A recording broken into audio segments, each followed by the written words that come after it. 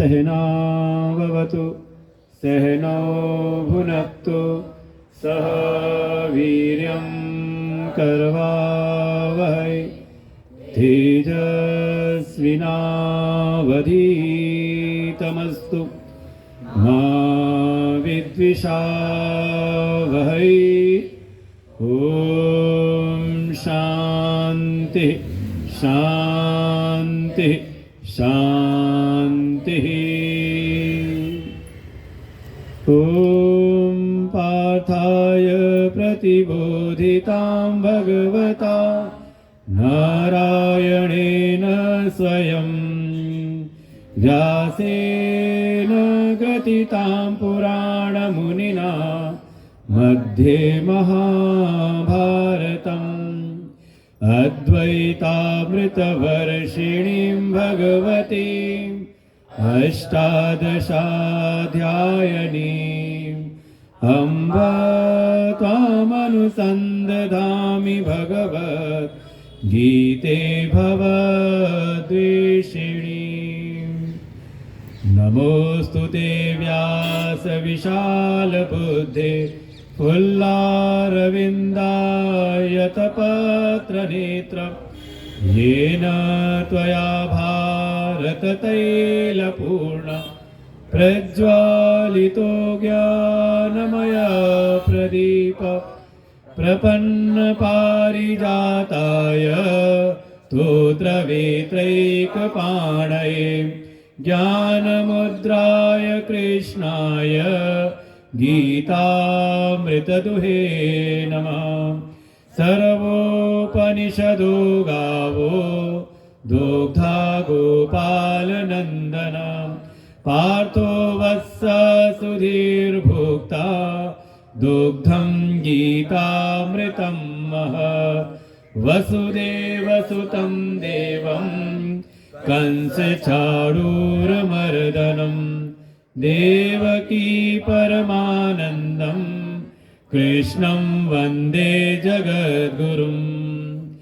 यं ब्रह्मा वरुणेन्द्ररुद्रमरुता स्तुन्वन्ति दिव्यैस्तवैः वेदैः साङ्गपदक्रमोपनिषदैः गायन्ति यं सामगा ध्यानावस्थिततद्गतेन मनसा पश्यन्ति यं योगिनो यस्यान्तं न विदुसुरासुरगणा देवाय तस्मै नमः। शङ्करं शङ्कराचार्यं केशवं बादरायणं सूत्रभाष्यकृतौ वन्दे भगवन्तौ पुनः पुनः।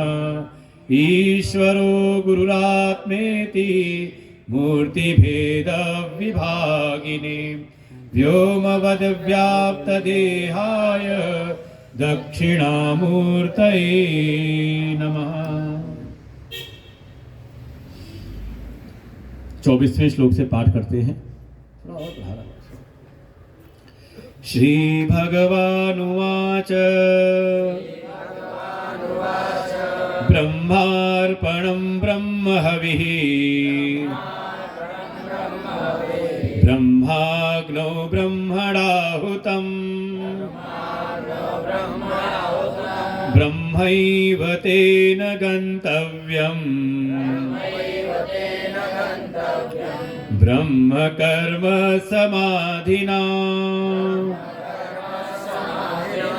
दैवमेवापरे यज्ञम् योगिनः पर्युपासते ब्रह्माज्ञावपरे यज्ञम् यज्ञेनैवोपजुह्वति श्रोत्रादीनिन्द्रियाण्यान्ये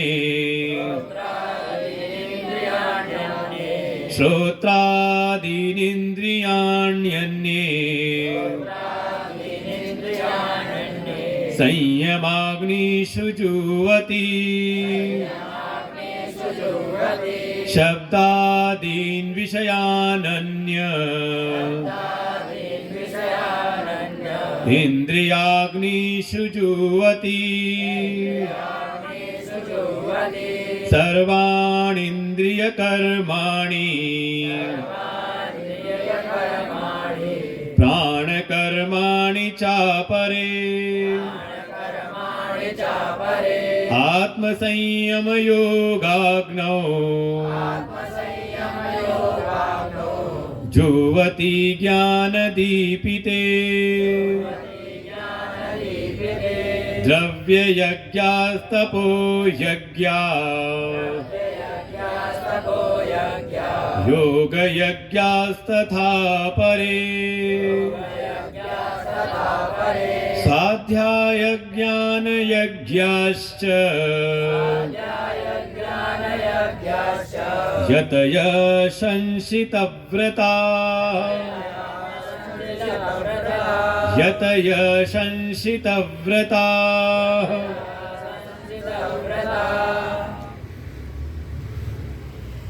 आनंद कंद सच्चिदानंद परात्पर ब्रह्म परम पुरुषोत्तम भगवान श्री कृष्ण जी के चरणों में कोटशः नमन वंदन। परमात्मा के ही अभिन्न स्वरूप प्रातः स्मरणीय परम श्रद्धेय परम वंदनीय अनंत श्री भूषित पूज्य सदगुरुदेव भगवान के चरणों में कोटशः नमन। पूज्य सदगुरुदेव भगवान के ही कृपा पात्र परम श्रद्धेय परम आदरणीय संत श्री स्वामी अभिदानंद जी महाराज जी के चरणों में कोटशः नमन वंदन।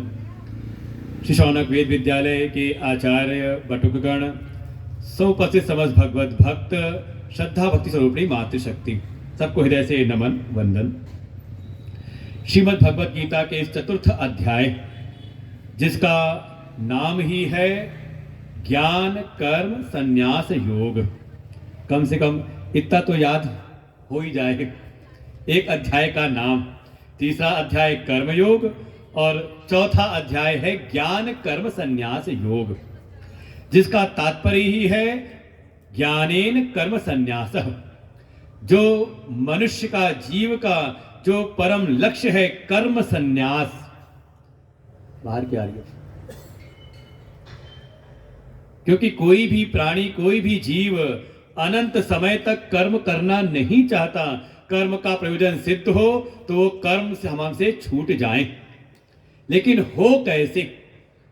कर्म के द्वारा कोई कर्म संन्यास करे संभव है नहीं। हम कर्म का प्रारंभ ही करना करें का तो भी नहीं, क्योंकि ये पूर्व में ही कह आए हैं न कर्मणामनारंभात, कोई कर्म का आरंभ ना करे और न च संन्यासनात् एव, और कोई लिए हुए कर्मों का त्याग कर दे। दोनों के द्वारा ही वो परम सिद्धि प्राप्त नहीं हो सकती। कौन सी परम सिद्धि? कहा निष्कर्म की सिद्धि। कर्म संन्यास की स्थिति प्राप्त नहीं हो सकती। तो उपाय क्या है? तो भगवान चौथे अध्याय में कहते हैं ज्ञानेन, ज्ञान के द्वारा, ज्ञान दृष्टि के द्वारा। और वो ज्ञान दृष्टि क्या है? भगवान ने सारे विषयों को अब कह सकते हैं उपसंहार करते हुए सीधे ले आए मूल विषय पर। जैसे भगवान ने इस ज्ञान की जो वंश परंपरा है उसका प्रतिपादन किया कि सृष्टि के कोई नया नया ज्ञान नहीं, सृष्टि के प्रारंभ से ये ज्ञान चला आ रहा है। जो सारे जगत को प्रकाशित करने वाले सूर्य हैं उनको स्वयं भगवान ने ही उपदेश किया। फिर उसी परंपरा से आगे बढ़ते बढ़ते ये श्रेष्ठ जिनके जीवन में थोड़ा तप था, संयम था, ऋषि वृत्ति थी, ऐसे राजर्षियों में ये ज्ञान प्रवाहित था। वही ज्ञान अर्जुन मैं तुझको दे रहा हूं। ऐसे भगवान ने इस ज्ञान की वंश परंपरा की स्तुति की महिमा का स्थापन किया। उसी के अंतर्गत अवतार के भी सिद्धांत को यहाँ पर स्थापित किया। बढ़िया छापा था अखबार वालों ने भी हमारे प्रियांक जी। वास्तव में मुझे लगता है कि हम तो भूल जाते सुना कि हमने क्या क्या सुनाया था। ये तो यहाँ बैठ करके बस ये होता है कि गुरुदेव की कृपा से और भगवान श्री कृष्ण की कृपा से आप लोगों के भावों को देख करके मन में आते रहते हैं। वो पूरा जो थॉट प्रोसेस है, जो विचारों का प्रवाह चलता रहता है।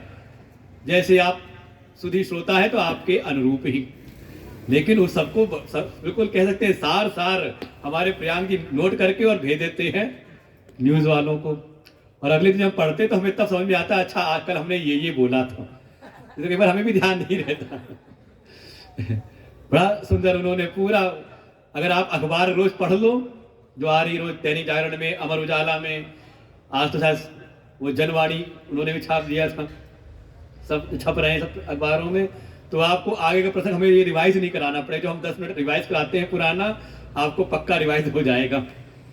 भगवान ने अवतारवाद के रहस्य को स्थापित किया, पुनर्जन्म को, कि जीव का पुनर्जन्म होता है, ईश्वर अवतार लेते हैं।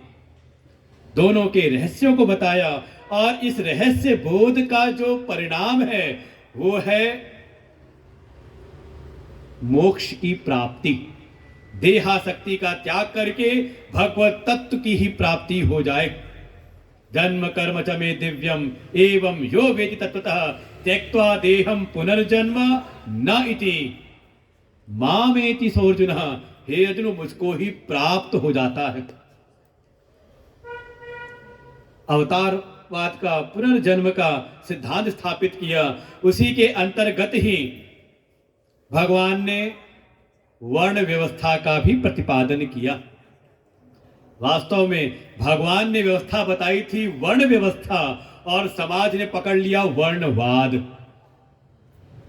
जिसके कारण समाज में विघटन प्रारंभ हुआ।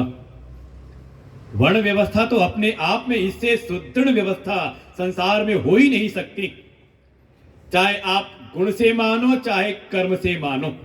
कल विस्तार से बताया था, कर्म अगर कोई कहे जन्मना नहीं है तो आप कर्म नहीं समझ सकते, क्योंकि आपने कहा जन्मना नहीं मान सकते, जन्म से कर नहीं हो सकता, तो आपको कर्म के सिद्धांत को फिर किनारे करना पड़ेगा, क्योंकि जन्म का हेतु हमारे कर्म ही है। जैसे जैसे हम कर्म कर रहे हैं, उसकी जैसी जैसी वासनाएं हमारे चित्त पर आ रही हैं, उसके अनुसार ही। इसलिए मैंने एक लंबा दृष्टांत दिया था कि किसी ने यहाँ नौकरी छोड़ी, अब LIC वाला काम करे तो रिटायरमेंट के बाद कौन सा काम ढूंढेगा, कौन सी कंपनी आप पकड़े, कहा LIC वाले की। कोई बिजली विभाग से निकल के आया हो तो कौन सी कंपनियां पकड़ेंगी उनको, कहा कोई बिजली विभाग वाला काम करने वाला हो, है कि नहीं। उसी तरह अनुभव, कोई पत्रकारिता से निकले तो कहाँ जाएगा। तो जो जो उसने कर्म कर रखे थे, कर्म की वासनाओं के अनुरूप ही अगर ज्ञान हुआ नहीं, कर्म वासनाएं क्षीण हुई नहीं, तो उसी अनुरूप उसका जन्म होता है। तो एक तो उसका बहिरंग स्वरूप है, क्योंकि तीसरी व्यवस्था और बताई थी वर्ण सांकर्य। उस वर्ण सांकर्य का दोष न आए समाज में, इसलिए आपको कर्म और कर्मणा जन्म से आपको लेकर के व्यवहार करना पड़ेगा। और कोई साधक है तो थोड़ा आत्म विकास करे, आत्म अवलोकन करे कि मेरे भीतर कौन से गुण प्रबल हैं, और क्रमशः अगर तमोगुण प्रभावी है तो क्रमशः रजोगुण में आए, रजोगुण में है तो सत्वगुण में आए, और सत्वगुणी है तो सत्वगुण से भी ऊपर हो जाए। क्योंकि भगवान पहले ही अर्जुन को आशीर्वाद दे के आए थे दूसरे अध्याय में, त्रैगुण्य विषया वेद निस्त्रय गुण्यो भवार्जुन। गीता कहते ना कि अगर आप पिछला क्रम से नहीं चलोगे तो आगे की बात समझ में नहीं आएगी। एक एक श्लोक, एक एक अध्याय आगे के विषय के पूरक रूप में है, और आगे का जो है पिछले वाले का एक विस्तार है। समझना पड़ेगा क्रमशः। भगवान लक्ष्य दिखा के आए हैं, हे अर्जुन, ये सारे जो वेद हैं ये त्रिगुण के विषय से भरे हुए हैं, इनको जानो समझो, लेकिन लक्ष्य क्या हो, कहा निस्त्रय गुण्यो, तीनों गुणों से अतीत हो जाओ। और यही भगवान की वर्ण व्यवस्था का भी जो प्रतिपादन किया है, वास्तव में वर्ण व्यवस्था नहीं बल्कि इन वर्ण व्यवस्थाओं का जो हेतु है जो त्रिगुण, इन त्रिगुणों से अतीत हो जाओ। और जब कोई अतीत हो जाता है तो वो वैसे ही हो जाता है जैसे भगवान है। विद्धि अकर्तारम अव्ययम, करते हुए भी, सब कुछ करते हुए वो कैसा होता है, कहा अकर्ता हो जाता है। क्योंकि सारी क्रियाएं हो रही हैं किसमें, का प्रकृति के गुणों में ही। और जिसने गुणों से, जो अतीत हो गया गुणों से, तो अतीत होकर के साक्षी रूप में देखता है। गुणा गुणेषु वर्तन्ते, कि गुण ही गुण में वर्तन कर रहे हैं। कठिन तो नहीं लग रहा ना? ये समझे, यही रहस्य है। जिस दिन ये रहस्य चित्त में बैठ गया, समझ लो आप भी फिर मुक्त हो। गुणा गुणेषु वर्तन्ते। और भगवान कहते ऐसा जो कोई मुझको जान लेता है, तो अवतारवाद, पुनर्जन्म और तीसरा वर्ण व्यवस्था, इन सब का प्रतिपादन इसीलिए भगवान कर रहे हैं कि थोड़ा हम इन सारी व्यवस्थाओं से ऊपर उठ सकें। सबका सब त्रिगुण के अंतर्गत है। अगर भगवान भी अवतार ले रहे हैं तो वो भी त्रिगुण के अंतर्गत है। हमारा जन्म हो रहा है तो वो भी त्रिगुण के अंतर्गत है। हमारी जो वर्ण व्यवस्था वो सब त्रिगुण के अंतर है। लक्ष्य क्या है, तीनों गुणों से अतीत हो जाओ। जो तीनों गुणों से अतीत है वही परब्रह्म है, वही परमात्मा है, वही भगवान है और वही आत्मा है। ये सब बोध कराने के लिए। और फिर कैसे होंगे, तो कर्म के संबंध में ज्ञान की स्थिति बताई कि वास्तव में ये स्थिति कब प्राप्त होगी, कैसे होगी, जब कर्म के संबंध में आपको ज्ञान की स्थिति प्राप्त हो जाए। और वो है 18वां श्लोक। ये समझ ले, चौथे अध्याय का मूल विषय यही है जो भगवान ने स्थापित किया। कर्मणि अकर्म यह पश्येत, अकर्मणि च कर्म यह, स बुद्धिमान मनुष्येषु स युक्तः स कृष्ण कर्म कृत। समझ लो, वही बुद्धिमान है सभी मनुष्यों में, जहां तक भी आपके हो, चाहे 140 करोड़ अपने देश के हो, चाहे 8 अरब पूरे विश्व के हो, सारे मनुष्यों में वही बुद्धिमान है, वही ज्ञानवान है, वही योगी है, वही योग सिद्ध है। और वही समझ ले उसी की सारी कर्म की साधनाएं फलीभूत हुई हैं। अब उसको कुछ करना शेष नहीं। स कृष्ण कर्म कृत, वो अखिल कर्म कर चुका है, क्योंकि सारी कर्म पर साधनाएं यहीं तक पहुंचाने के लिए थी। और लक्ष्य हो गया तो कहा अब कुछ करना शेष नहीं रहा। अब फोन को बंद कर लें कम से कम।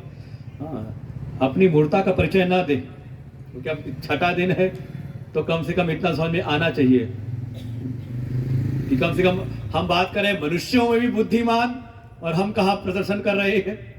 जिसके रह गए वो बंद कर ले अभी,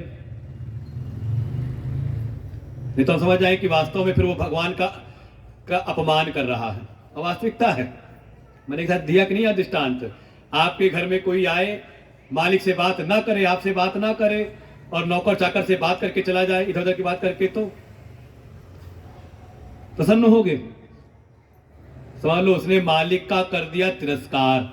ऐसे ही आप आए भगवान के सत्संग में, साक्षात गीता के स्वरूप में भगवान विराजमान है, संत विराजमान है, प्रवचन चल रहा है, और आपको लगा नहीं थोड़ा दुनिया का काम कर ले, तो भगवान कहते हैं अभी बताता हूं तेरी दुनिया को। हम बता रहे हैं, यहां उपदेश करें कि तीनों गुणों, सारा जगत त्रिगुण से युक्त है, त्रिगुण से ऊपर उठो। और हमें लगा इस वक्त त्रिगुण का काम निपटा के चले आए, कुछ होने वाला नहीं है। क्योंकि अगर कुछ ज्यादा विशेष होने वाला होता तो यहां ना बैठे होते, कहीं विशेष कर रहे होते। समझो, यही समझ में आ जाए तो समझो कि सत्संग है। नहीं तो जो चल रहा है मनोरंजन दुनिया में, तो करते रहो। कहते एक सात्विक मनोरंजन भी होता है। 3 गुण है ना, तो एक तमोगुणी प्रवचन है, कौन सा, का इसकी निंदा, उसकी बुराई, उसकी चुगली, उसका अहित, उसका सत्यानाश हो, इसे भी कहते हैं तमोगुणी चर्चाएं। फिर रजोगुणी, कहीं जाओ तो वहां दुनिया की बातें चलेंगी। अरे क्यों व्यर्थ समय बेकार कर रहे हो, आओ मैं तुमको नया एक ऐसा रास्ता बताता हूं जिससे तुम घर बैठे बैठे ही 15 लाख रुपए कमा लोगे, 5,000 रुपए महीना, 10,000 रुपए महीना, मैं तुम्हें बताता हूं। अटेंड किया कि नहीं? आओ तुम्हें कौन कौन सी मार्केटिंग सिखाऊं। देखो अब डिस्टर्ब करोगे तो हम भी फिर दुनिया वाला ज्ञान शुरू कर देंगे। भरा पड़ा गुरु जी की कृपा से, जो चाहोगे वो सुनावेंगे। तो आओ, तो क्या है वो दुनिया की चकाचौंध। अरे सब करने के बाद आना यही है, तो पहले ही चले आओ। कहते जब सिकंदर निकला था विश्व विजय पर, चलते चलते एक कोई महात्मा दिखाई दिया उसको लेटे हुए। उसके सामने ऐसे जब आया तो देखा इनके चेहरे में बिल्कुल निश्चिंतता है। तो कुछ बातचीत हुई तो सीधे आते कथा मुख्य विषय। वो महात्मा से जब चर्चा हुई तो उसने पूछा तुम कौन हो, क्या कर रहे हो। तो उसने बताया कि मैं विश्व विजय पे निकला हूं, ये जीत लिया है, वो जीत लिया है, वो उस पर विजय प्राप्त करूंगा, ऐसे ऐसे पूरे विश्व पर विजय प्राप्त करूंगा। तो उन दार्शनिक उन जो लेटे हुए तो उन्होंने पूछा अच्छा सब पर विजय प्राप्त करोगे फिर क्या करोगे।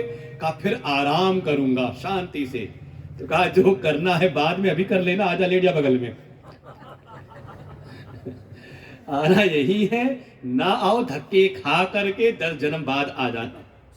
हम नहीं मिलेंगे, हमारे में से कोई विद्यार्थी निकल आएंगे बताने वाले, या कोई इसी में सोचता है ज्ञानी हो जाए अगले जन्म में आके। हम तो गुरु जी कृपा तो यही है कि बस इसी जन्म में त्रिगुणातीत होके निकल जाएं, मुक्त हो जाएं।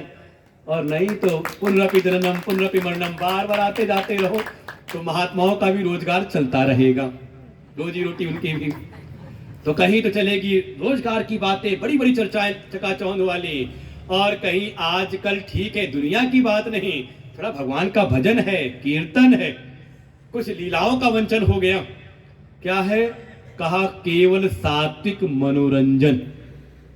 जो शास्त्रों का सार तत्व था आजकल कथाएं उससे बिल्कुल अलग हो गई हैं, क्योंकि सुनने वाले नहीं है, चाहिए ही नहीं। अभी तो हमें लगता है कि थोड़ा दुनिया ठीक हो जाए, ये ठीक हो जाए, वो ठीक, और होता कुछ नहीं। और ये ज्ञान ऐसा है कि इसको कोई प्राप्त कर ले तो उससे बढ़िया दुनिया किसी की होती नहीं तो आओ महाकुंभ में दिखाएं महात्माओं का ऐश्वर्य कैसा होता है। आपके यहाँ कोई बड़ा आयोजन हो, 1 दिन 2 दिन का होता है और हाय तौबा मच जाती है। बड़ा पंडाल लगाना हो, मेहमानों की आओ भगत करनी हो, सब करने में आपकी हाय तौबा हो जाती है। आप आओ प्रयाग के महाकुंभ में, देखना चकाचौंध 2 महीने तक पंडाल लगे रहते हैं, टेंट वेंट सब लगे रहते हैं, हर प्रकार की सुविधाएं जैसी वहां उपलब्ध हो सकती हैं, रहने खाने आराम की, सत्संग प्रवचन, मेला घूमना है मेला घूमो, पुण्य कमाओ, संगम में स्नान करके 2 महीने तक। और महात्मा लोग जाते हैं अपना काम करते समय, अभी आप लोग को वहां भीड़ नहीं दिखाई देगी, जाओ देखो तो महात्मा दिखाई देंगे, कोई तंबू का हाथ लगवा रहा है, कोई कुछ करवा रहा है, कुछ व्यवस्था बनवा रहा है। हम भी जाएंगे सत्संग के बाद। और 2 महीने तक बड़े शान से सब चलता रहता है, कोई फिक्र नहीं। क्यों? क्योंकि भरोसा है भगवान का, उन पर आश्रित हैं, सब हो जाता है। तो सात्विक इससे भी ऊपर उठे जो वास्तव में तत्व का ज्ञान है। कर्मणि कर्म अकर्म यह पश्चेत अकर्मणि च कर्म यह, कर्म में अकर्म को देखो। जो भी कर्म हो रहे हैं, जो भी क्रियाएं हो रही हैं, सब प्रकृति के गुणों में हो रही हैं, और प्रकृति के गुणों से जो अपनी आत्मा है उससे अलग है, और आत्मा ही अकर्म है। अक्रिय रहते हुए, केवल सत्तारूप होते हुए। जैसे किसी से पूछे कैसे आए, तो कहता है गाड़ी से आए है। अच्छा गाड़ी पेट्रोल ना होती तो चलती ना।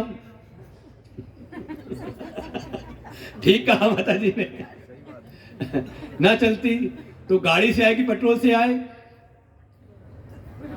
किसी को पता ही चलता कि अब ध्यान आया कि पेट्रोल भी पड़ता है गाड़ी में। सत्ता किससे मिल रही है उसको, शक्ति किससे मिल रही, कहा पेट्रोल से। लेकिन पेट्रोल पकड़ दिखाई नहीं देता, दिखाई देती है गाड़ी, है कि नहीं। ऐसे ही ये शरीर अगर कुछ कर रहा है तो केवल और केवल उस आत्म सत्ता से चैतन्य होकर के, उस आत्म सत्ता से सत्तावान होकर के ये शरीर कार्य करता हुआ दिखाई देता है। पंगु चढ़ाई गिरिवर गहन, का इनमें सामर्थ्य नहीं हाथ पैर में, जो भीतर आत्म चैतन्य है उसके द्वारा। लेकिन वो है, वो करता कुछ नहीं। अच्छा पेट्रोल क्या करती है, करती कुछ नहीं है, लेकिन उसके बगैर गाड़ी हिल भी नहीं सकती। ऐसे ही वो आत्म चैतन्य सत्ता जो है वो निष्क्रिय अकर्म रूप रहते हुए उसकी सत्ता से प्रकृति के सारे गुण, ये सारा प्रपंच रच करके एक दूसरे में वर्तन करते रहते हैं।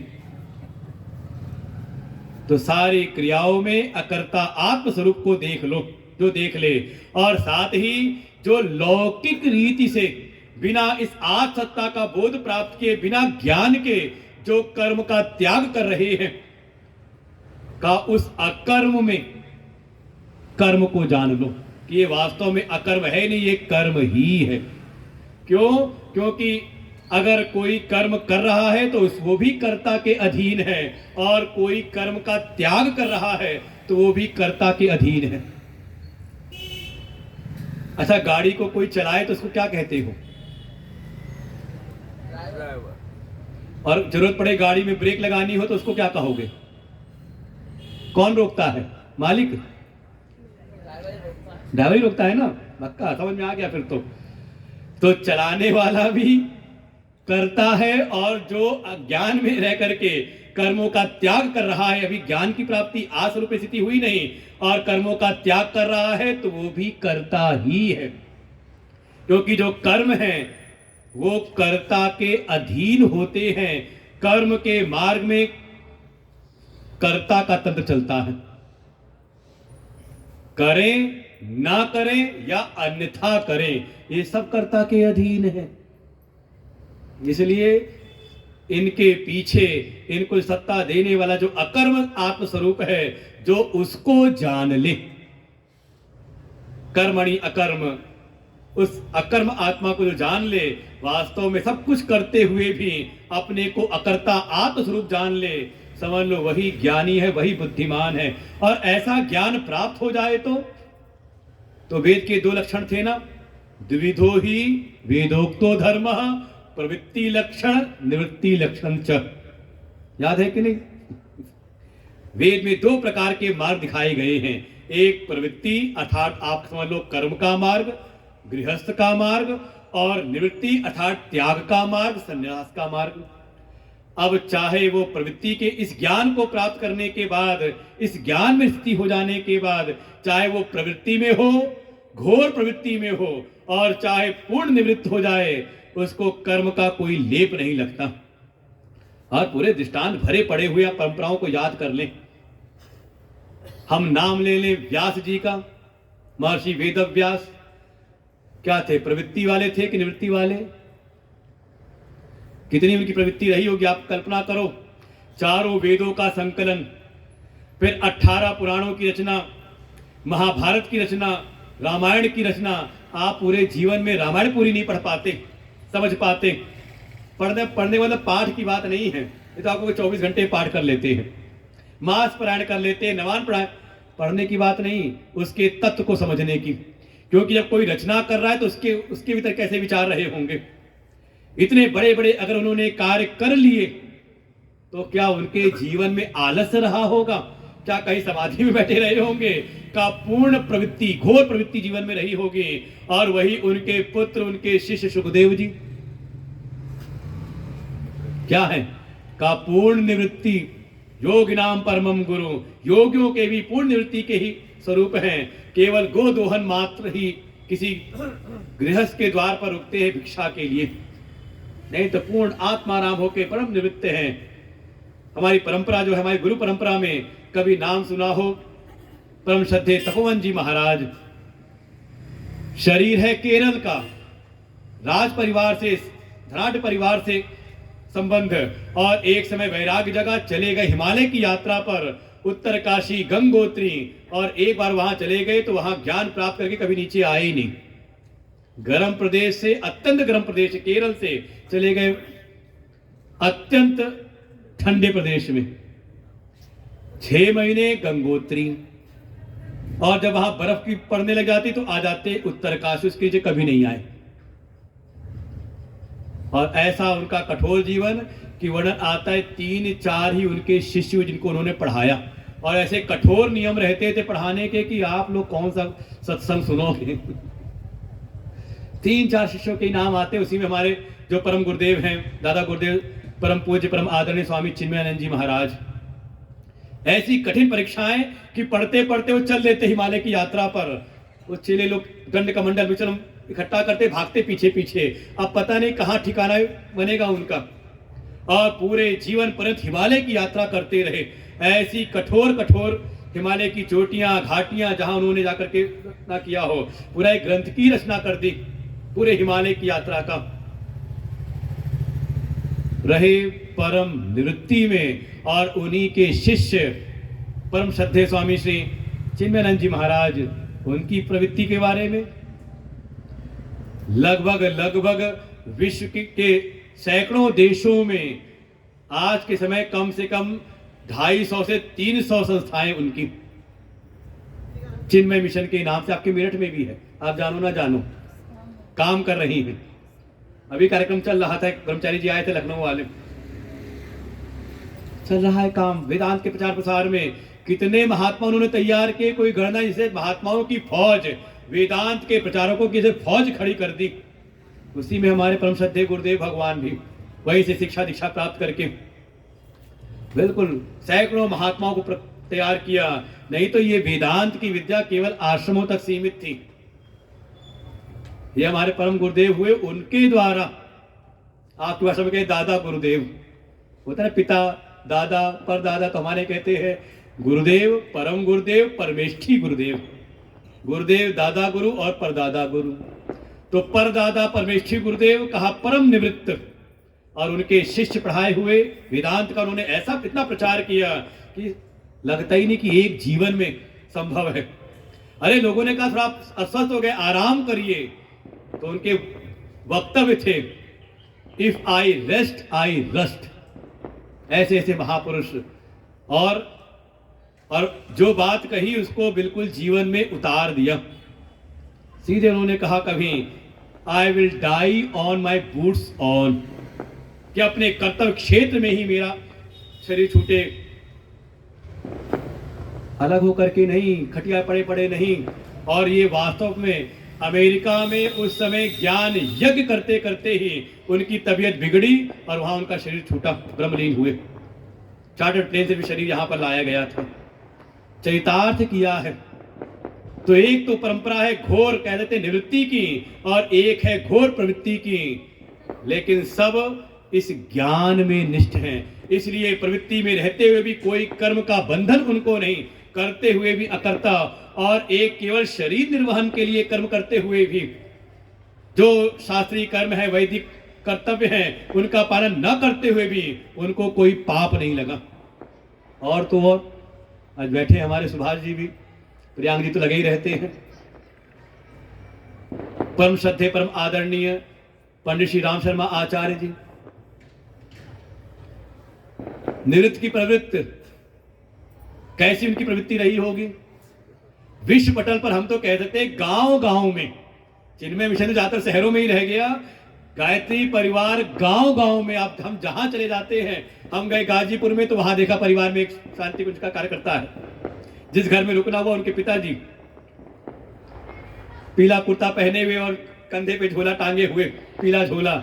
हमने कहा यहां भी, और मैंने कहा का एक हरिद्वार के किसी गांव में गए, वह चौहान साहब लेकर के देखा, वहां भी गायत्री परिवार के, मतलब गांव गांव में जाकर अलग जगाई और हमारे यज्ञ की स्थापना की, हमारी वैदिक संस्कृति की स्थापना की उन्होंने। भाई जिस कार्य के लिए भगवान, मैंने कहा था 3 कार्य, संत का की रक्षा, गौ की रक्षा और यज्ञ की रक्षा, उसमें एक कार्य को उन्होंने किस प्रकार प्रचारित किया। पहले घर घर में यज्ञ नहीं होते थे, लेकिन इस समय उन्होंने ऐसा प्रचार किया, इतना उसको सहज सुलभ कर दिया यज्ञ की प्रक्रिया को, कि घर घर बैठे यज्ञ हवन हो रही है।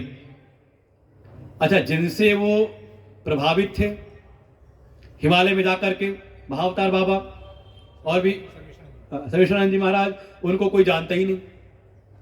क्यों नहीं जानता? क्योंकि कभी सामने आए ही नहीं। परम निवृत्त और भी बहुत सारे ऐसे हैं। हम कहें स्वामी विवेकानंद और रामकृष्ण परमहंस। रामकृष्ण परमहंस अपर और पर दोनों ब्रह्म में निष्ठ, कैसी उनकी सगुण उपासना रही होगी। मां काली से उनकी साक्षात वार्ता होती है। अरे कोई इतना निष्ठ बने तो भाव तो भीतर जागृत करे, ऐसी उनकी सगड़ों उपासना और परिणाम मां काली ने स्वयं प्रेरित किया। एक संत नाम है तोतापुरी, सन्यासी है। हमारे परंपरा है 10 नाम की, जैसे हमारे नाम में सरस्वती है, ऐसे गिरी, भारती, पुरी, वरण्य, आश्रम, जैसे तपोवनम तो वनम सन्यास की परंपरा है, वनम लगा हुआ है। ऐसी तोतापुरी जी महाराज, अभी नाम ले रहे थे प्रणवपुरी जी, उसी परंपरा में रहे होंगे। उनको प्रेरित किया, वो आकर के उनको निर्गुण का उपदेश करते हैं। आए कि ये क्या लगे हो तुम सगुण की उपासना में, इससे आगे बढ़ो, ये सब त्रिगुण के अंतर्गत है, निस्त्रय गुण त्रिगुणातीत बनो। उन्होंने कहा महाराज जी बैठो, मैं अपनी माँ से पूछ करके आता हूँ। और जाके माँ से ये बात पूछी है कि हे माँ, एक कोई महात्मा जी आए हुए कह रहे हैं ज्ञान की प्राप्ति करो, त्रिगुणातीत हो जाओ। वो क्या कह रहे कुछ समझ में आता नहीं, क्या करूं मैं? माँ ने कहा मैंने ही भेजा है, जाओ उनकी बात सुनो। और फिर जब उनसे उपदेश प्राप्त किया और जो क्रम में आए, जब समाधि लगी तो कहते 3 दिन तक उनकी समाधि उठी खुली नहीं। ऐसे रामकृष्ण जी, रामकृष्ण परमहंस परम निवृत्ति हैं, ज्यादा कभी समाज में ज्यादा निकले नहीं और कोई जानता भी नहीं उनको, अगर स्वामी विवेकानंद ना होते। उन्हीं के शिष्य हैं। और जब वो निकले तो पूरे विश्व में उन्होंने हमारी वैदिक संस्कृति का ध्वजारोहण किया है कि अंग्रेज भी जानते हैं कि हाँ वैदिक संस्कृति क्या होती है। ये महिमा है, बस कारण एक ही है, ये ज्ञान। इस ज्ञान की निष्ठा कर्मण्य अकर्म यह पश्चेत अकर्मणि च कर्म यह। लौकिक बिना ज्ञान के अगर कोई कर्म का संन्यास करे तो वो भी कर्म है, कर्म के बंधन में है। और कोई कर्म करते हुए अकर्म आत्मा को जान ले तो कहा वही ज्ञानी है। इस ज्ञान के द्वारा ये सारी परंपराएं हैं। इसलिए देखिए हर बार आ रहा था ये चीजें, नई विकिंचित करोति सा, करते हुए भी वो कुछ नहीं करते, उनको कोई कर्म का बंधन नहीं, चाहे जीवन में घोर प्रवृत्ति हो। अरे छोटा मोटा जो कह सकते हैं, कोई समाज का व्यक्ति होता है तो एक आध मकान बना पाता है, 4-6 कमरे का, 2 मकान बना ले, 4 मकान बना ले, 10 मकान बना ले, एक दो कमरे के। आप चले जाओ हरिद्वार, वृंदावन, अरे 100 कमरों के। हमें तो पता है शांति में पूरा कहते कॉलोनी बसी हुई है हर प्रकार के। इतनी व्यवस्थाएं कैसे हो रही है का इतना विस्तार करते हुए भी भीतर यही है कि मैं कुछ नहीं करता, अपने उस आत्म स्वरूप में स्थित हैं। ऐसे ज्ञानियों के लिए शारीरम केवलम कर्म, कुछ भी नहीं करते, केवल शरीर निर्वहन के लिए। उनको कोई आलसी नहीं कहता। क्यों? क्योंकि जो कर्म का प्रयोजन था वो सिद्ध कर चुके हैं। अब करें ना करें उन पर कोई फर्क नहीं, उसके लिए कोई शास्त्र नहीं आते। शास्त्र में जो कहा गया अविज्ञाते परे तत्वे शास्त्राधीतस्तु निष्फला। कोई शास्त्र अध्ययन करे लेकिन शास्त्र के जो परम तत्व हैं उस तत्व का उसको ज्ञान नहीं हुआ, अविज्ञाते नहीं जान पाया, तो कहा उसके लिए शास्त्र निष्फल हो जाते हैं। क्या फायदा शास्त्र? अब किसी के आंखें हो ना, उसको आप बढ़िया कुछ दिखाओ, क्या फायदा? मतलब जो शास्त्र थे जिस ज्ञान के लिए, वो ज्ञान प्राप्त किया नहीं उसने, तो उसके लिए शास्त्र कहते निष्फल है। और वही कहा विज्ञाते पि परे तत्वे शास्त्राधीत निष्फला। और किसी ने शास्त्र अध्ययन करके शास्त्र के परम तत्व को जान लिया, भीतर धारण कर लिया, तो कहा उसके लिए भी शास्त्र निष्फल है, प्रयोजनहीन है उसके लिए शास्त्र। ऐसे कोई महापुरुष हैं तो कहते हैं वो जो करते हैं, जो बोलते वही शास्त्र हो जाता है। ताको वाणी वेद, गुरुवाणी में आएगा, ये महिमा है। लेकिन स्थिति वही, इस ज्ञान में, कर्म के संबंध में, इस ज्ञान को जो धारण कर ले, इस ज्ञान की दृष्टि के द्वारा अपनी उस अकर्म आत्मा में स्थिति प्राप्त करके जब कोई जीवन व्यवहार में आता है तो समझ ले उसके द्वारा किया हुआ जो भी कर्म है वो यज्ञ स्वरूप हो जाती है। अरे एक तो दोहा आप लोग भी कह देते हो, संत दरस को जाइए तज ममता अभिमान, जो जो पग आगे धरे कोटिन। सुनाई नहीं दिया? कोटिन यज्ञ समान, करोड़ों यज्ञों के समान है। कौन सी आहुति दी उसने? कौन सी आहुति दी? आप महापुरुषों की वाणी को ऐसे अन्यथा ना ले लें, ये गीता जी का सार है। क्या किया उसने? जा रहा है संत दरस पे, मतलब श्रेष्ठ कार्य पे जा रहा है। कोई भी कार्य कर रहा है लेकिन दो चीजों से रहित होकर के, अहमता और ममता। संत दरस को जाइए, त्यज ममता अभिमान। एक तो अहमता और संसार में ममता। इस देह आदि में अहम भाव कर लेना, आत्मस्वरूप में नहीं, इस देह में आत्म भाव करना, अहम बुद्धि देह में, और इससे संबद्ध जो कुछ भी है उनमें मम भाव कर लेना, ये मैं हूं और ये मेरे हैं। तो कहां आ गया? तो मैं और उमोर तोड़ते माया, वो माया में जी रहा है, त्रिगुण में जी रहा है। लेकिन जिसने अहमता ममता का त्याग किया, तो जब वो जो आचरण करता है उसके सारे कार्य, उसकी सारी क्रियाएं, उसका आचरण यज्ञ स्वरूप हो जाता है। अब याद करो कल का जहां समापन किया था, गत संगस्य मुक्तस्य ज्ञानावस्थित चेतसा। अब तो कठिन नहीं है लग रहा ना? जिसका चित्त इस ज्ञान में अवस्थित है। किस ज्ञान में? कर्मणि अकर्म यह, और लौकिक अकर्म में कर्म। इसके रहस्य को जो जान गया, इस ज्ञान में जिसकी स्थिति हो गई, पक्का निष्ठा हो गई, अब किसी के हिलाए हिलता नहीं। वो कल कहा था ना कि कई बार होता है कि हाँ पक्का हो गया और अगले क्षण फिर गलती कर दी, तो लगता है अभी पक्का हुआ नहीं है, अभी और अभ्यास की आवश्यकता है। कभी गाड़ी सिखाई आप लोगों ने? सिखाओ तो पता चले कितनी समस्या आती है। समझाते स्टीयरिंग सीधी रखना, हिले ना, लेकिन अचानक कोई गाड़ी आई, उसे हिला दिया, समझ जाते हैं अभी पक्का हुआ नहीं, इसको अभी और सिखाना है कि नहीं?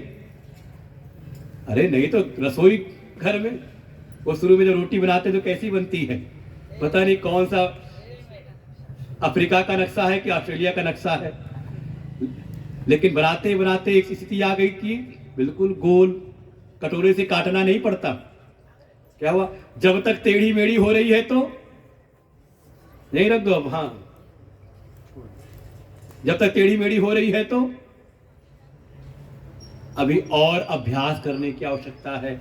जब तक ये स्थिति ना हो जाए, इस ज्ञान में हमारा चित्त स्थिति ना प्राप्त कर ले, यस्य ब्रह्मणि रमते चित्तम, जब तक चित्त उस पर ब्रह्म में, उस परम आत्म स्वरूप में ही, रति तृप्ति संतुष्टि उस आत्मा में ही जब तक न हो जाए, तब तक सत्संग सुनते रहना, छोड़ मत देना। और जब हो गया ज्ञानावसित चेतसः, तो आप हो जाओगे गत संगस्य, कहीं पर आपका अटैचमेंट नहीं होगा, रहोगे संसार में ही। दृष्टांत हमारे गुरुदेव देते हैं, जैसे हो नारियल।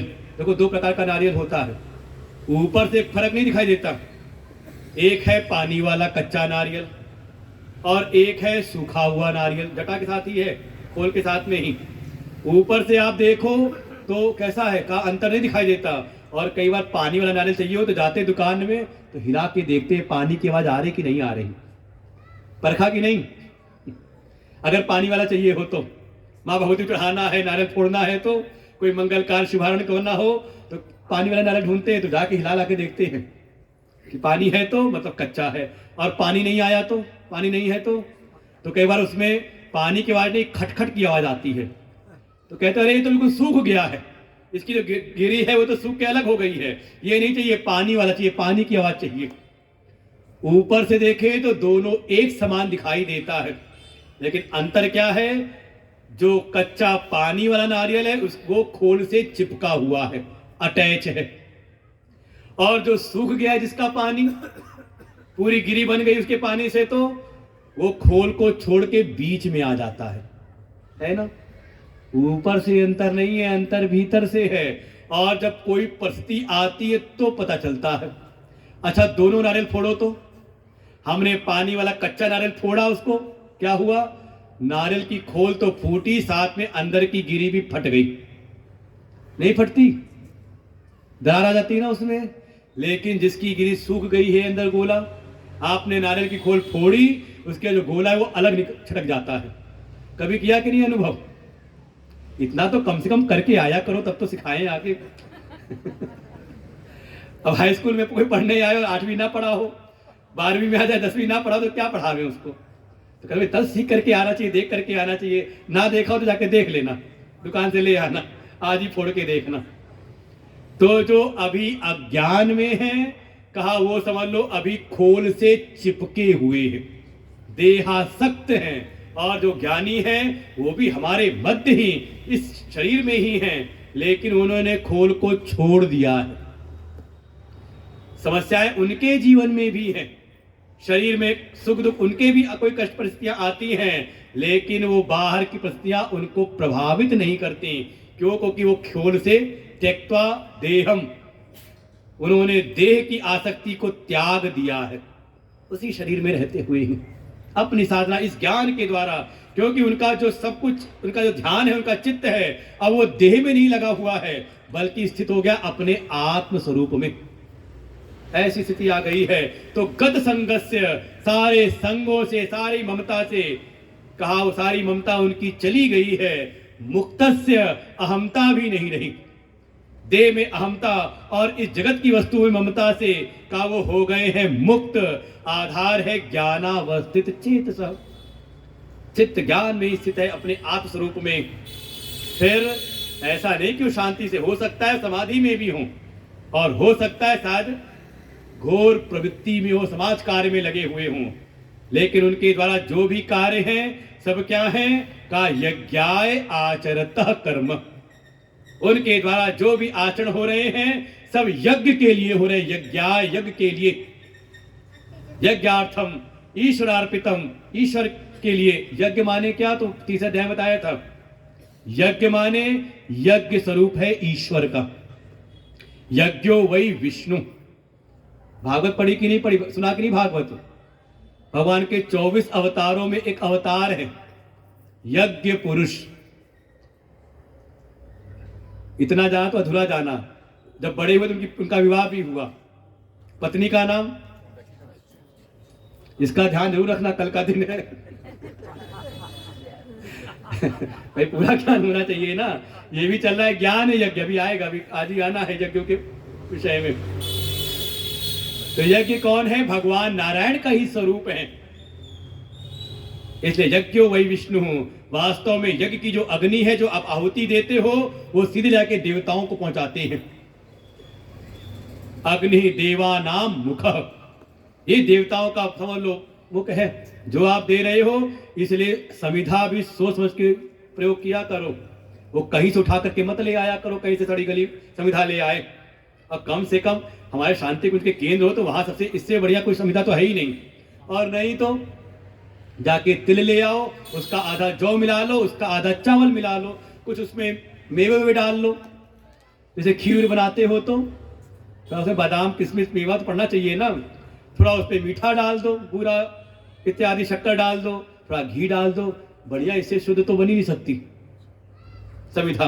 कम से कम हम देवताओं को आहार दे तो उनके जो भोज्य हैं, जो उनको चढ़ते हैं, उनका आहार है तिल जौ। ये सड़ी गली समिधा नहीं, पता नहीं क्या क्या मिला के बेच देते हैं समाज में, कहीं से भी हम ला के चढ़ा देते हैं। ध्यान करके यज्ञ, उनके सारे आचरण, वास्तव में यज्ञ भगवान का स्वरूप है। यज्ञाय अर्थात ईश्वर के लिए उनके सारे आचरण हो जाते हैं। अपना कोई निजी, उनका कोई स्वार्थ नहीं, अपना कोई एजेंडा नहीं, केवल और केवल जो भी कार्य हैं सब ईश्वरार्पितम नेच्छया कृतम, अपनी इच्छा के लिए, अपने संकल्प के लिए नहीं। क्योंकि पहले ही कह दिया काम संकल्प वर्जिता, अपनी ना कोई कामना ना कोई संकल्प, केवल और केवल लोक संग्रहार्थम या ईश्वरार्पितम, इस भाव के साथ उनके सारे कार्य होते हैं। इसलिए वो चलते फिरते यज्ञ स्वरूप ही हैं। ऐसे महापुरुष के दर्शन हो, उनकी सेवा हो तो समझ लो यज्ञ ही कर रहे हो आप। और उनके सारे कर्म समग्रम प्रविलीयते, उनके जो कर्म है कर्म फल उत्पन्न नहीं करते। वैसे ही जैसे कल कहा था भुजा हुआ चना, भुना हुआ बीज वो अंकुरित नहीं करता। ज्ञानाग्नि दग्ध कर्माणम, इस ज्ञान की अग्नि में उनके सारे कर्म भुन जाते हैं, फिर उनके कर्म फल नहीं देते। और फिर तो उनकी दृष्टि कैसी है, ऐसे ज्ञानियों की बताया, उनकी दृष्टि तो ब्रह्ममयी हो जाती है। ब्रह्मार्पणम ब्रह्म हवि ब्रह्माग्नौ ब्रह्मणाहुतम ब्रह्मैव तेन गंतव्यम ब्रह्म कर्म समाधिना। उनको ये नाम दिया है ब्रह्म कर्म समाधिना, जिनकी ब्रह्म समाधि लग गई हो। क्यों? क्योंकि उनको जो भी क्रिया कारक व्यवहार में जो भी कार्यकरण है वो सब उनके ब्रह्म रूप होते हैं। कर्ता ने कर्म को करण से अपादान संप्रदान, ये सब के सब क्या है, ये क्रिया कारक व्यवहार के करण है, ये सब उनके ब्रह्म रूप हैं।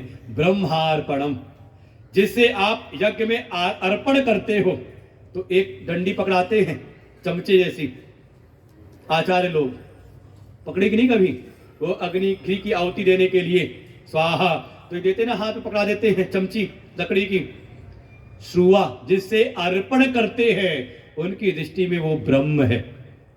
ब्रह्म हवि, जो हवि समिधा जो अर्पण कर रहे हैं का वो भी ब्रह्म है। फिर ब्रह्माग्नौ, द्विवचन हो गया, दो एक साथ ले लिए।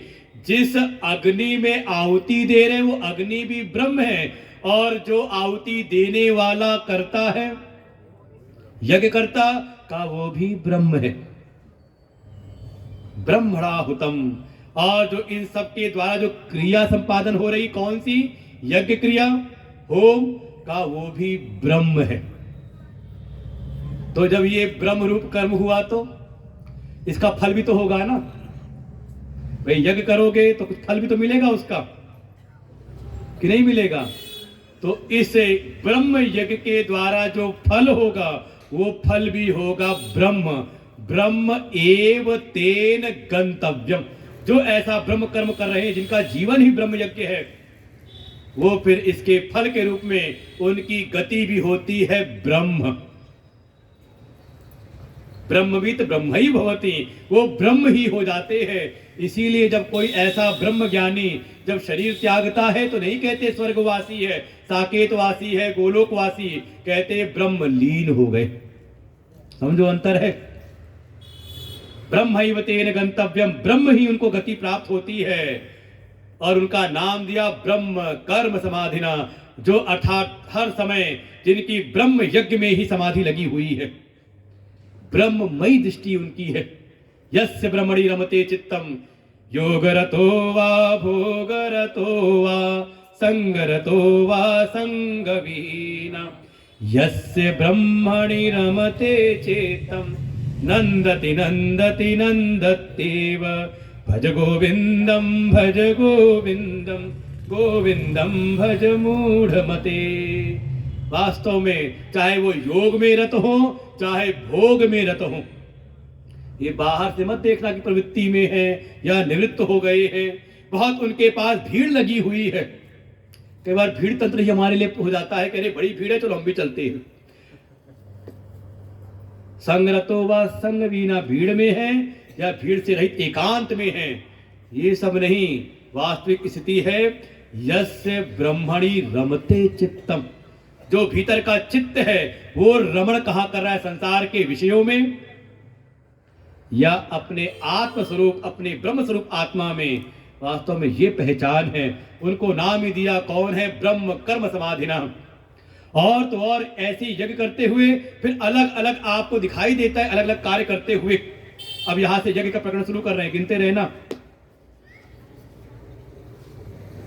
25वें श्लोक से।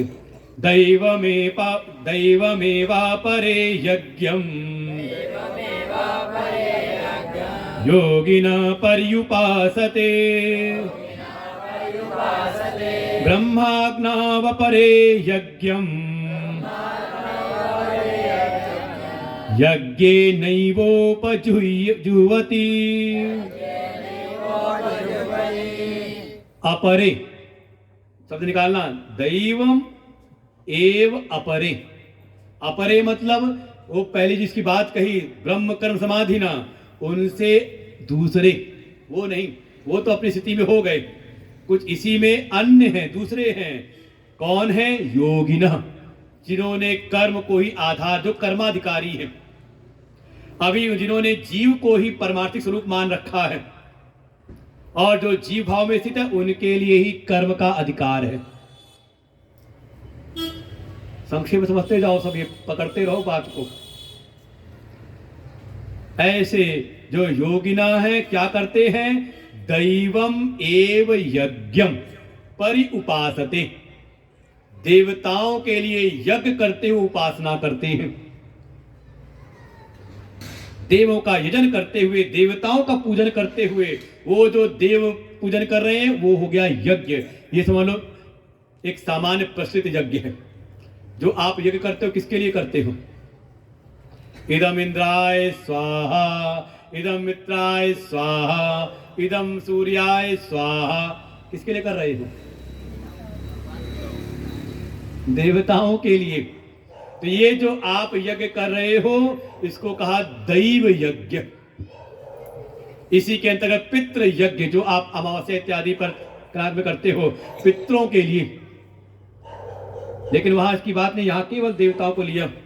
शुद्ध सात्विक उपासना में लगे हुए हैं, देवताओं का यजन करते हुए जो यज्ञ कर रहे हैं, कौन? कहा जो योगी हैं, कर्माधिकारी हैं। एक तो ये यज्ञ हुआ, गिनती करते ना, पहला यज्ञ, अर्थात उनके जीवन के जो भी कर्म हैं वो देवताओं के लिए अर्पण है, ईश्वर के लिए, भगवान के लिए अर्पित है। अपने काम संकल्प के लिए नहीं, अपनी इच्छाओं के लिए नहीं। अरे कई बार होता है विश्व शांति के लिए यज्ञ कर रही हैं। अभी कोरोना हुआ तो बहुतों ने कहा इससे विश्व को छुटकारा मिले, इस आपदा से, उसके लिए अर्थात देवताओं के लिए ईश्वर भाव से कर्म कर रहे हैं। तो उनका जो यजन है वो एक प्रकार का यज्ञ है जिसको कहते हैं दैव यज्ञ, देव यज्ञ। ये समझ लो कोई योगी है प्रवृत्ति के मार्ग में, योगी लोग हैं, कर्माधिकारी हैं, उनके लिए देव यज्ञ। दूसरा है ब्रह्माग्ना व अपरे, अपरे इससे दूसरे, अपरे शब्द है समझ लेना, दूसरे की बात कर रहे हैं। एक हो गया, दूसरा हो गया, अब तीसरा उससे अलग। एक तो है देव यज्ञ कर रहे हैं, इनसे जो अलग हैं अपरे क्या कर रहे हैं? ब्रह्माग्नौ, ब्रह्म रूपी अग्नि में यज्ञम यज्ञेन उपजुहवति, यज्ञ के द्वारा यज्ञ की आहुति दे रहे ब्रह्म यज्ञ में। ध्यान लगा के समझना पड़ेगा। यहां ब्रह्म अग्नि है, अग्नि ब्रह्म है, फिर आहुति यज्ञ की दे रहे हैं, और जो कर्म है वो यज्ञ है। यज्ञेन यज्ञम उपजुहवति, यज्ञ की विधि के द्वारा यज्ञ की आहुति दे रहे हैं। किसमें? कहा ब्रह्म अग्नि में। यहां जो बीच वाला यज्ञ है ना, यज्ञम, इसका तात्पर्य है आत्मा। आत्मा के नामों में एक नाम है यज्ञ। भाई भगवान का अवतार हुआ ना, भगवान का स्वरूप है ना। तो ये जो एक तो है ये सारे जगत का अधिष्ठान कौन है? सारे जगत की जो एकमात्र सत्ता है ब्रह्म, सारे जगत का अधिष्ठान, संचालक नहीं, इसे ईश्वर नहीं कहेंगे, सारे जगत का अधिष्ठान, जिस पर सारा जगत अधिष्ठित है, कल्पित है, वो है ब्रह्म। उस ब्रह्म में आत्मा की आहुति दे रही है, यज्ञ के द्वारा आहुति दे रहे हैं। अर्थात आत्मा है ब्रह्म ही, लेकिन वही समष्टि में जो ब्रह्म है वो जब एक शरीर के द्वारा सीमित हुआ तो उसको एक समझाने के लिए नाम दे दिया आत्मा। समझना, ये बहुत संक्षेप में चल रहा है प्रसंग। जब सारे, जैसे कहते हैं ना, कहीं पर हमने कहा बाग, बाग माने वहां साथ बहुत सारे पेड़ होंगे, कौन कौन से पेड़ हैं नहीं पता, सम्मिलित रूप से हमने कह दिया बगीचा। लेकिन हमने कहा जामुन का पेड़, तो क्या हो गया? एक पेड़ अलग हो गया ना, वो भी पेड़ है। और बगीचे में मतलब बहुत सारे पेड़ होंगे बाग में। तो बाग हो गया समष्टि पेड़ों की, और जब हमने एक पेड़ का नाम लिया तो हो गया व्यष्टि, एक यूनिट। तो जब उसी सत्ता को हम समष्टि के संदर्भ में बात करते हैं तो कहते हैं ब्रह्म, परमात्मा, परम आत्मा। और जब उसी सत्ता का हम एक व्यष्टि में जब विचार करते हैं तो उसको नाम देते हैं आत्मा। तो कोई ऐसे हैं इस उपाधियों से युक्त जो आत्मा है, इसकी आहुति देते हैं ब्रह्म में, अर्थात आत्मा ही ब्रह्म है, आत्मा ही ब्रह्म है। इसे कहा निधिध्यासन। जब ध्यान करते हैं सन्यासी लोग तो इसका ध्यान करते हैं, नहीं तो एक चलता है ना सोहम सोहम। कोई है कि जुड़ा हुआ कि नहीं सोहम वाले से? कोई हो तो उसको पता होगा। सोहम वाले क्या कर रहे हैं? कहते बस इसी को बोलते रहो, सोहम सोहम सोहम सोहम अस्मिति वृत्ति अखंडा। गोस्वामी कहते ऐसी अखंड वृत्ति चले, अखंडाकार वृत्ति चले मन के भीतर, मैं वही हूं, मैं वही हूं, अहम ब्रह्मास्मि, अहम आत्मा।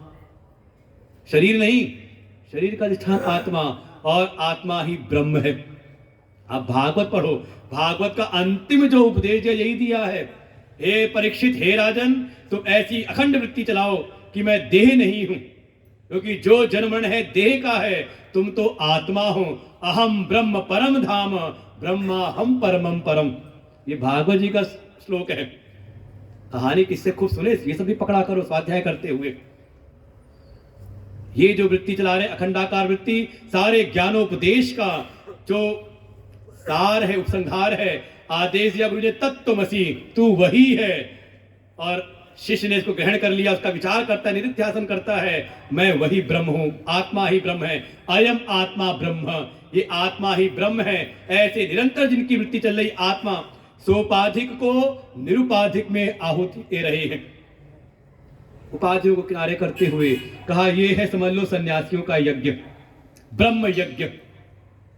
दो हो गए, गिनते रहना, भूल जाओगे तो हमारी कोई गलती नहीं रहेगी। 12 प्रकार के यज्ञ हैं। श्रोत्रादीनिन्द्रियाण्यन्ये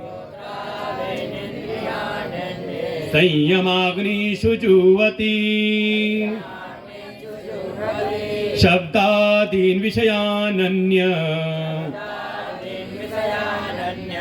इंद्रियाग्निषु जुह्वति। अब अग्नि आ गई संयम की, संयम अग्निषु, और जुह्वति आहुति किसकी दे रहे हैं? श्रोत्रादीनि इंद्रियाणि अन्य। जो पहला बता देना, पहला दूसरा, उससे अन्य, उसके पहले शब्द आता अपरे, अपरे, अपरे वाले दूसरा। यहां कह रहे हैं इससे अन्य, जो बता दिया 25वें श्लोक में, उससे कोई अन्य है जो क्या कर रहे हैं? ये श्रोत्र आदि जो इंद्रियां हैं, कौन कौन सी? श्रोत्र, त्वक, चक्षु, रसना, घ्राणम। देखो हमने क्रम बताया याद करने का, पांचों इंद्रियों को ऐसे ऐसे। याद हो गया? ये हम लोग जब शुरू में थे ना गुरु जी के पास में, जब गुरु जी पढ़ाते तत्वबोध, बार बार ये चीज याद दिलाएं, 5 ज्ञान इंद्रियां, 5 कर्म इंद्रियां, तो लोग ट्रिक निकालते कैसे याद करें। तो किसी का आसान तो है, ऐसे ऐसे क्रम याद हो गया, क्योंकि वहां केवल 5 इंद्रियां याद नहीं करनी, क्रम से याद रहे। जहां क्रम उल्टा करते तो गुरु की डांट पड़ती थी। तो किसी तरीका होता है ऐसे, देखो ऐसे ऐसे, समझ में आ गया? श्रोत्र कान, बीच में आई त्वचा, त्वक, फिर चक्षु, नेत्र, ऐसे हो गया? नहीं हुआ? ऐसे ऐसे, ये कह दो रजनीकांत स्टाइल में। श्रोत्र, त्वक, चक्षु। भाई देखो त्वचा मुंह पे खुली हुई है, अब ठंडी आ गई तो हमने सब ढक लिया, लेकिन मुंह तो खुला हुआ है ना, त्वचा ठंडी गर्मी का एहसास करा रही है ना। तो श्रोत्र, त्वक, चक्षु, रसना, घ्राणम। रसना मतलब जो रसनेन्द्रिय है, जिह्वा, और घ्राण नासिका। हो गया काम। इन सारी इंद्रियों को संयम रूपी अग्नि में आहूत करते हैं। ये है कोई वानप्रस्थि, कोई जो निवृत्ति की ओर जा रही है, ये भी यज्ञ है। संयम करना, संयम रूपी जो निवृत्ति के मार्ग में चल रहे हैं, अर्थात संसार के विषयों से उपराम होने का अभ्यास कर रहे हैं।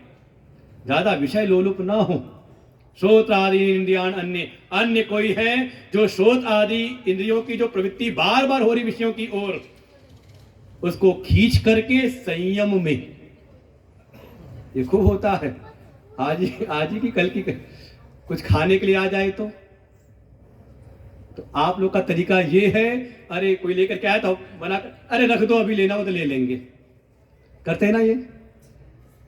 और महात्मा लोग क्या कहते हैं, जो खाना है, खाना जितना जरूर है खाना है उतना निकाल के रख लिया, बाकी सब निकाल के बाहर कर दिया, फिर दोबारा लेते नहीं। उन्हें पता है कितनी जरूरत है, पहले से ही जितनी जरूरत उतना ले लिया। देखा है कि नहीं? हम सोचते हैं अरे रखा रहने तो, जितना खाना वो खाएंगे, भूख अच्छा लगा तो और ले लेंगे बढ़िया लगा तो और ले लेंगे हम। क्या है, संयम नहीं रहा। किसके वश में हो गए? कहा जिह्वा के, रसनेंद्रिय के वश में हो गए। कितना देखना है? अच्छा मोबाइल में रील कितनी देर देखनी है? अरे जब एक बार मोबाइल हाथ में चलता है तो घूमते घूमते घंटे 2 घंटे बीत जाते, होश नहीं रहता। और सत्संग में, सत्संग बड़ी देर से चल रहा है, कब चुप होंगे, कब बंद होगा सत्संग क्या होता? कहा संयम रूपी निश्चय करके बैठे, जितना जरूरी है उतना ग्रहण करें। कहा ये कहा निवृत्ति में कम से कम में, समाज से लेना कम से कम, जब देना हो तो उसके लिए उदारता है, लेने में कमी है, ग्रहण करने में। ये कर रहे अपनी श्रोत आदि जो इंद्रियां हैं उसको संयम रूपी अग्नि में होम कर रहे हैं। ये हो गया तीसरे प्रकार का। किसी ने कहा नहीं हमारा तो प्रवृत्ति इतनी है कि हम तो इतना कर ही नहीं सकते, कुछ पता नहीं कहां खाना है, कहां रुकना है, क्या करना है।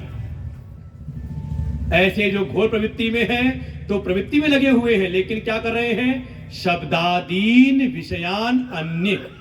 देखो यहां शब्द आ गया अन्य, तो अन्य को लिया पहले, जो थे ऊपर वाले तीसरे वाले, उनसे अन्य कुछ ऐसे हैं जो शब्दादि विषयों को इंद्रियों में आहुति दे रही है।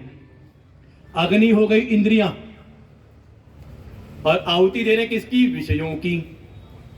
कह रहे ठीक है, आवश्यकता है, प्रवृत्ति के मार्ग में है तो थोड़ी सामर्थ्य भी चाहिए शरीर में, तो क्या करें? अपनी इंद्रियों को अग्नि बनाएं, और जितनी आवश्यकता है शास्त्र विधि के अनुरूप, अशास्त्रीय नहीं, कुछ भी नहीं। ये भी कहना है कि होम हो रहा है, हमने इससे पहले कहा था होम करना है तो द्रव्य शुद्ध होने चाहिए। कूड़ा कट उठा के ना कोई टायर जलाए और कागज जलाता रहे तो आहुति हो गई, यज्ञ हो गया, वो यज्ञ नहीं है। शुद्धि का ध्यान रखते हुए, इसलिए हमारे भाष्यकार, हमारे आदि गुरु भगवान शंकराचार्य स्पष्ट कहते हैं अविरुद्ध विषय ग्रहणम। जो शास्त्र के द्वारा मना किए गए हैं, कम से कम मांस मदिरा का कोई सेवन करे, समझ ले कि वो फिर भक्त है ही नहीं। और बाकी कोई साधक है, फिर वही बात आ जाएगी। ठाकुर जी को भोग लगाना हो तो क्या भोग लगाना चाहिए? कुछ भी ला करके बाजार से लगा के दें। अच्छा घर में बनाए बढ़िया, आज व्यंजन बनाते हैं, ठाकुर जी को भोग लगाना था, तड़का लगा दे, काहे का? प्याज का लगा दे, लहसुन का तो लगा सकते हैं ना? नहीं, तो बाहर वाले ठाकुर जी को तो नहीं लगाया तड़का, और जो भीतर बैठे हुए हैं, कि भीतर नहीं है आपके भगवान, निकाल रखा है, देश निकाला दे रखा है भगवान को, तो वो बाहर बैठो अंदर मत आओ। अंदर है तो भीतर वाले जब खिला रहे हो अंदर, तो यही हो गया। साधक है, भक्त है, तो हे प्रभु बाहर भी आपको भोग है और अंदर भी भोग तो मैं आपको ही लगा रहा हूं, है कि नहीं? तो क्या ग्रहण करना चाहिए? ऐसी वृत्ति से कोई जीवन जी रहा है तो समझ लो वो भी यज्ञ कर रहा है। इन शब्दादि विषयान अन्य, शब्दादि विषयों की इंद्रियों में संयमित भावना के साथ में शुद्ध आहार की आहुति दे रहा है, तो ये भी है यज्ञ कर रहा है। इतने हो गए। सर्वाण इंद्रिय कर्माणि प्राण कर्मा, हाँ, सर्वाण इंद्रिय कर्माणि प्राण कर्माणि चापरे आत्म संयम योगाग्नौ जुवति ज्ञान दीपिते अब किसी ने अग्नि जलाई, आत्म संयम रूपी, आत्म संयम योग रूपी अग्नि जलाई। अच्छा, अग्नि में कुछ समिधा से कुछ प्रदीप्त करते हैं ना, घी डाल करके। जैसे आपने घी डाला तो अग्नि प्रज्वलित होती है। तो वो अग्नि दीप्त किससे हो रही है? कहा ज्ञान दीपिते। पकड़ना शब्दों को। ज्ञान के द्वारा प्रदीप्त अग्नि है। अग्नि है आत्म संयम योग, और उसमें आहुति दे रहे जुहवती किसकी? सर्वाणी इंद्रिय कर्माणि प्राण कर्माणि चा अपरे।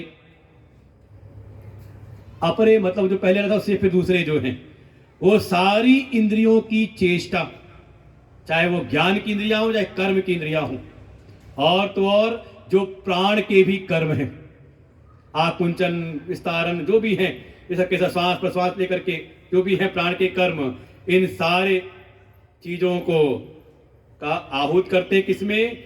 आत्म संयम योग में।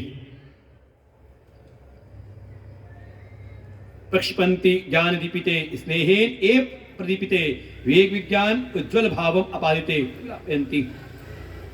ऐसे अर्थात आत्म संयम योग की, संयम की जीवन जीते हुए, और वो संयम ज्ञान के द्वारा प्रदीप्त है। मनमाना संयम नहीं, कुछ भी कर लेने का नाम संयम नहीं।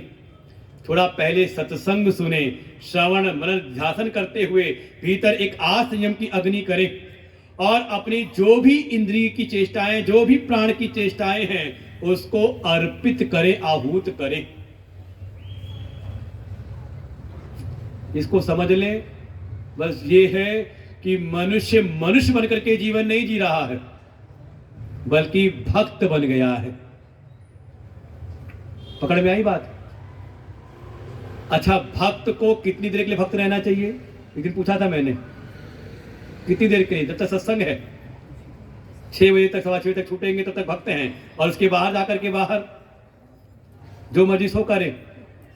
हम लोग स्कूल में पढ़ते थे जब, तो कहीं मान लो स्कूल की यूनिफॉर्म में है, छुट्टियों की निकली है, और कहीं कुछ गड़बड़ कर रहे हैं बाहर, तो कोई टीचर का जा रहा पकड़ लेता था, और अगले दिन बड़े सबके कहते हैं, हम लोग को कहते हैं, सब डांट पड़ती थी और लेक्चर मिलते थे कि कम से कम स्कूल की मान मर्यादा को मत बिगाड़ो, नाम मत खराब करो, है कि नहीं? तो भक्त को भी फिर ध्यान रखना चाहिए, उसकी जो भी इंद्रिय चेष्टा है, जो भी प्राणों की चेष्टा है, वो कम से कम भगवान से विरुद्ध ना हो। ये कह सकते हैं ये अष्टांग योगियों का मार्ग है। यम नियम, इंद्रियों की चेष्टा, प्राण की चेष्टा, सबका सब एक में ही जा रहा है, और प्रत्याहार धारणा ध्यान करते हुए एक में ही समाधिस्थ हुए हो रहा है। कायेन मनसा इंद्रियाणि, ये जो भी हमारी सब चेष्टाएं हैं, ये सब की सब भगवान के लिए। अब गोपियों का जीवन पढ़े भागवत जी में, भगवान कहते हैं उद्धव से, हे उद्धव, ये जो गोपियां हैं, ता मां मनस्का मत प्राणा, ये गोपियां जीना भी नहीं चाहती, अगले क्षण को प्राण त्याग दें, लेकिन अगर प्राणों को भी धारण किया है तो से केवल और केवल मेरी प्रतीक्षा में, और कोई उनके जीवन का प्रयोजन नहीं है। हर एक अपनी इंद्रिय की चेष्टाओं को हम क्या करते हैं ये ध्यान रहे, ये भगवान के अनुकूल है कि नहीं। हर चेष्टा को, मीराबाई जी का पद है, कौन सा वेश कौन सा कैसे है, सोई वेश धरूंगी, अरे जाहि जाहि मेरा साईं रीझे, सोई वेश धरूंगी।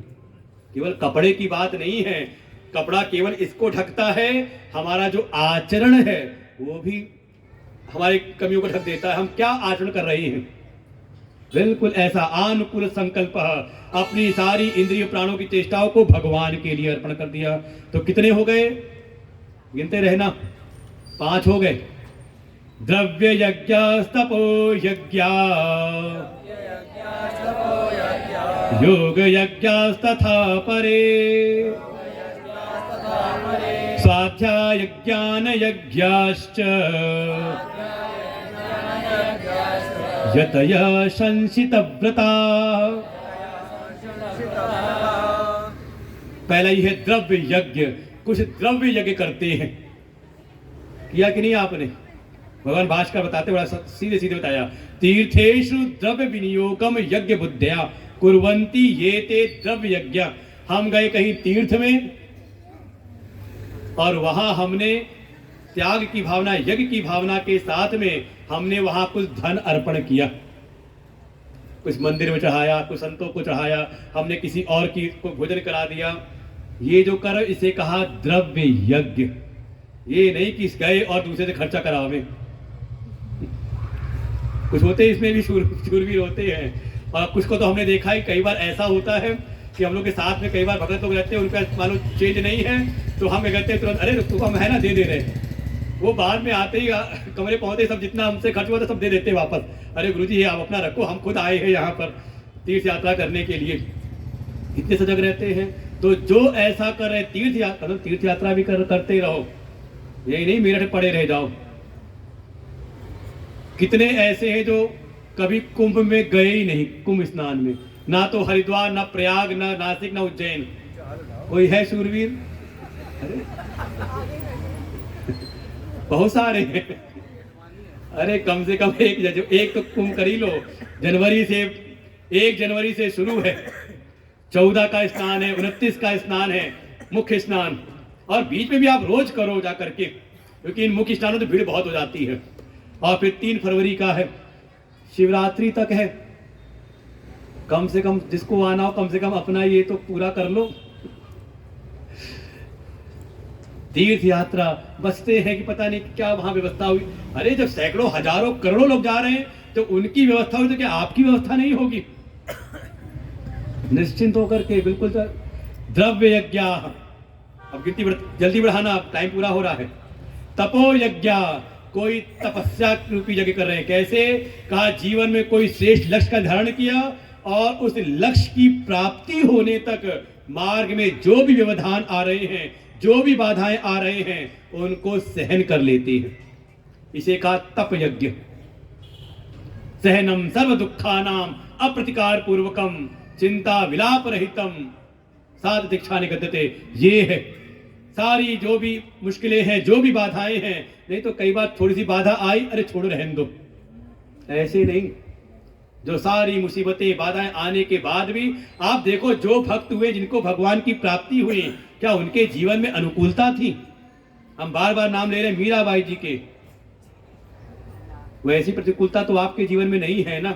हम नाम ले प्रहलाद के, अपने पिता ही घर के ही लोग प्रताड़ित कर रहे हैं, तो छोड़ा क्या उन्होंने? नहीं समस्या आ रही, कोई बात नहीं, बाद में कर लेंगे, बिल्कुल नहीं। तपो यज्ञ, तपस्वी हैं, तप यज्ञ कर रहे हैं। योग यज्ञास, कुछ है योग में यज्ञ करने वाले। प्राणायाम प्रत्याहार, इसको कहा योग यज्ञ। फिर स्वाध्याय यज्ञ। चलो दिन का एक कम से कम एक नियम हो कि हम जैसी हमारी सामर्थ्य है प्रत्येक दिन हम कोई ना कोई शास्त्र का स्वाध्याय करेंगे। बहुत अर्थ का चिंतन नहीं, कम से कम उसका पारायण करें। रामायण का पाठ, गीता का पाठ, उपनिषदों का पाठ, भागवत का पाठ, कुछ पन्ने पढ़ेंगे। केवल श्रावण और कार्तिक में नहीं कि श्रावण में पढ़ते हैं शिव पुराण। अरे भगवान से प्रेम है तो श्रावण के बाद भी पढ़ो, तब क्यों नहीं पढ़ते? जो नित्य पढ़ते हो, कोई अर्थ की चिंता नहीं, स्पष्ट कह दिया। स्वाध्यायो यथाविधि ऋग आदि अभ्यासो यज्ञो येषाम ते। स्वाध्याय यज्ञ जो बिना अर्थ का नहीं, लेकिन पारायण करना है यज्ञ। हमारे आचार्य लोग वेद का पारायण करते हैं, समय समय पर करना ही करना है, रोज पढ़ना है। वेदो नित्यम धीयताम, रोज हम वेद का अध्ययन करें, रोज हम गीता का पाठ करें, रोज हम रामायण का पाठ करें, जो भी कोई एक शास्त्र आपको अच्छा लगे, रोज पारायण करना, ये है स्वाध्याय यज्ञ। और बीच बीच में कभी आ जाओ सत्संग में, जहां जो आप शास्त्र पढ़ रहे हो, जहां उसका अर्थ बताया जाए, अर्थ विस्तार किया जाए। ज्ञान यज्ञ, ज्ञानम शास्त्रार्थ परिज्ञानम यज्ञो, जहां शास्त्र के अर्थ का विस्तार किया जाए, उसको नाम दिया ज्ञान यज्ञ। कम से कम चलो 12 में से एक तो आप कर रहे हो, अभी पीठ ठोक लो अपनी। इसका नाम है ज्ञान यज्ञ। फिर हाँ, और इस यज्ञ के द्वारा यतयः संशित व्रतः, जो यत्न करते हैं, किस लिए? संशित व्रताः, थोड़ा अपने आप को और तीक्ष्ण करने के लिए। जैसे छुरी को करते ना धार पैना करते हैं, तो ऐसे इन साधनों के द्वारा, इन यज्ञों के द्वारा जो अपने आप को और ज्यादा तीक्ष्ण कर रहे हैं साधना के मार्ग में आगे बढ़ने के लिए, क्योंकि ज्ञान यज्ञ में सबका प्रवेश नहीं होता। बाकी तो आप कर लोगे, इस ज्ञान यज्ञ में प्रवेश उसका होता जिसकी बुद्धि सदी हुई हो, जो घंटे भर सीधे बैठ ना सके, चुपचाप बिना मोबाइल के ना बैठ सके, तो काहे का संशित व्रता दृढ़व्रती हो करके यत्न करे, वो है ज्ञान यज्ञ में चल रहा है। नियम के अनुसार श्रवण करना, एक बिल्कुल कह सकते हैं मनमाना नहीं कि आए बैठे घूम के चले गए फिर आए बैठ गए, वो नहीं। संशित व्रता अपाने जुवति प्राणम प्राणे पानम तथा परे प्राणापान गतिरुद्ध्वा प्राणायाम परायणा। अब इसके अलग अपरे आखिरी में लिखा है तथा परे, इन सब से दूसरे हैं। कौन क्या कर रहे हैं? कोई है अपान में जुवती प्राणम, अपान में प्राण की आहुति, कोई ऐसे प्राण में, हाँ पहले वाले ने अपान में प्राण की आहुति, उसमें कोई है जो प्राण में अपान की आहुति, और कोई ऐसे प्राण अपान दोनों को ही रोक लिया, ऐसे कर रहे हैं रुद्ध्वा। क्यों? प्राणायाम परायण, प्राणायाम करने में ही उन्होंने पकड़ रखा, यही साधना बढ़िया है। कैसे? तो अपाने, अपान कहते विसर्जन को, और प्राण करते भीतर भरने को। तो देखो प्राणायाम में होता है पूरक, रेचक और कुंभक, जो ये तीनों प्रकार के प्राणायाम करने में। पूरक मतलब कहा प्राण को लेके आ रहे हैं अपान में, भीतर श्वास भर रहे हैं, इस पर ज्यादा जोर है, भर लिया। अच्छा कुछ ऐसे हैं भर नहीं रहे, निकाल रहे हैं क्या कर रहे हैं? अपान को प्राण बस निकाल, सब हैं, सबके सब चलते हैं। और कुछ ऐसे हैं कहा कुंभक, भीतर श्वास ली तो भीतर रोक लिया, बाहर श्वास छोड़ी तो बाहर रोक लिया। प्राणापान गतिरुद्ध्वा, प्राणायाम प्राणों के कर रहे, कहा ये भी यज्ञ कर रही है। कितने हो गए? क्या बात है, अच्छे श्रोता है, मतलब गिन के रखे हुए हैं। तो अंतिम ही सुन लो 12वां भी। अपरे नियताहारा प्राणान प्राणेषु जुह्वति सर्वप्येते यज्ञविदो यज्ञक्षपित कल्मषाः। यहां शब्द पहले आ गया अपरे, अपरे माने दूसरे, जो 11 थे वो तो कर रहे हैं, इनसे अलग कोई और है दूसरे, वो क्या कर रहे हैं? पहले तो नियत आहार, आहार को नियत कर रहे हैं, संयमन कर रहे हैं। किसको? भोजन को, भजन को नहीं। हम क्या करते हैं? भजन करना हो तो गिन गिन के करते हैं। कई बार ऐसा होता है ना, माला करते करते ना, वैसे माला कर रहे करते करते करते बाबा टोटो देते, सवेरू कब आएगा, कब माला पूरी होगी। किया तो नहीं कभी किसी ने? वो झोली में माला करते करते वो ढूंढते, अरे बड़ा देर हो गई आज माला करते, आया नहीं, अच्छा नजदीक ही है अभी, और कहीं दूर हो तो अरे अभी तो आधे पे हुआ है तब भजन का संयमन नहीं करते हैं। और देखो दो शब्द है भजन और भोजन, अक्षर समान है ना, भजन, अंतर क्या है दोनों में? अंतर है मात्रा का। भजन में कोई मात्रा नहीं और भोजन में एक मात्रा लगी हुई है। तो ये कह रहे हैं कि भजन करो तो बिना मात्रा के, और भोजन करो तो नियत आहार, मात्रा के साथ में करो, तब आगे की साधना सधेगी। आप बिल्कुल भर पेट खा लो, आप बैठो कि नहीं अब तो हम करेंगे क्या, प्राणान प्राणेषु जुह्वति, ये अली साधना करेंगे, नहीं होगी। और इसको देखना हो, इस साधना को देखना हो तो जा करके कभी विपश्यना की साधना करना। हमारे प्रियांक जी बताते रहते हैं, हमने तो नहीं की कभी, लेकिन उसे सुनते रहते हैं, लगता है बिल्कुल यही है। उसमें क्या है? पहली शर्त ये है नियत आहार, क्या भीतर आप ले रहे हो, केवल वाणी से ही नहीं, आंख से, कान से, इस एकांत में रहेंगे। मिलना जुलना बंद कर देते हैं, दरवाजा बंद करके ऐसा दरवाजा रहेगा वहां भोजन रख दे, उसकी शक्ल भी नहीं देखते। फिर कहना क्या पड़ेगा कि नमक कम था कल, जो आया ले रहे। नियत आहार, आहार पे संयमन। और प्राणान प्राणेश जुहवती, प्राणों में ही अन्य प्राणों का होम कर रही है। अर्थात 5 प्राण है। प्राण, ये प्राण की वृत्तियां है। प्राण, अपान, व्यान, उदान, समान, उदान, ये 5 प्रकार के प्राण हैं। किसी एक प्राण वृत्ति को जीत करके उसी में अन्य प्राणों को आहुति दे देते हैं। ये सब बहुत कठिन साधना है, आसान नहीं है। क्यों प्रियांक जी, किया होगा, अंतर आया, समझ में आया होगा। ये है जो इनको पता चलता है, जाके महिमा सुनते हैं, सबका अनुभव करते हो, करना चाहिए। कहते हैं रस गुणग्राही बनना चाहिए, जहां कोई विशेष गुण मिले। और हमारी गीता जी सब यही समेट के दे देती भगवान। तो कहाँ चक्करे पड़ेंगे हमारे भगत, यहाँ जाओ वहां जाओ, इनका शिविर उनका शिविर। भगवान कहते बैठो यहीं पर, मैं सब बताता हूं, सबकी महिमा। और देखिए यही विधि है, जब आप कभी कथा में सुनते हो कि मां सती ने योग अग्नि में देह का त्याग कर दिया, शरीर का त्याग किया। क्या किया? का उदान वृत्ति को जीत लिया। क्योंकि जो संक्रमण होता है जीव का, तो उदान वायु के द्वारा होता है। सबके अपने में काम है। प्राण, प्राण वायु करती, जो भी आप ग्रहण करते हो उसमें सहयोग करते हैं। अगर प्राण वायु ना हो तो एक बूंद जल भी भीतर नहीं जाएगी। जितना शरीर से विसर्जन हो रहा है, सब में हेतु है अपान वायु। गड़बड़ हो जाए तो आपके विसर्जन में दिक्कत हो जाएगी। फिर जो आप खा रहे हो, पचा करके समान रूप से जहां जितनी जरूरत है वहां पहुंचाने का काम, कहा समान वायु।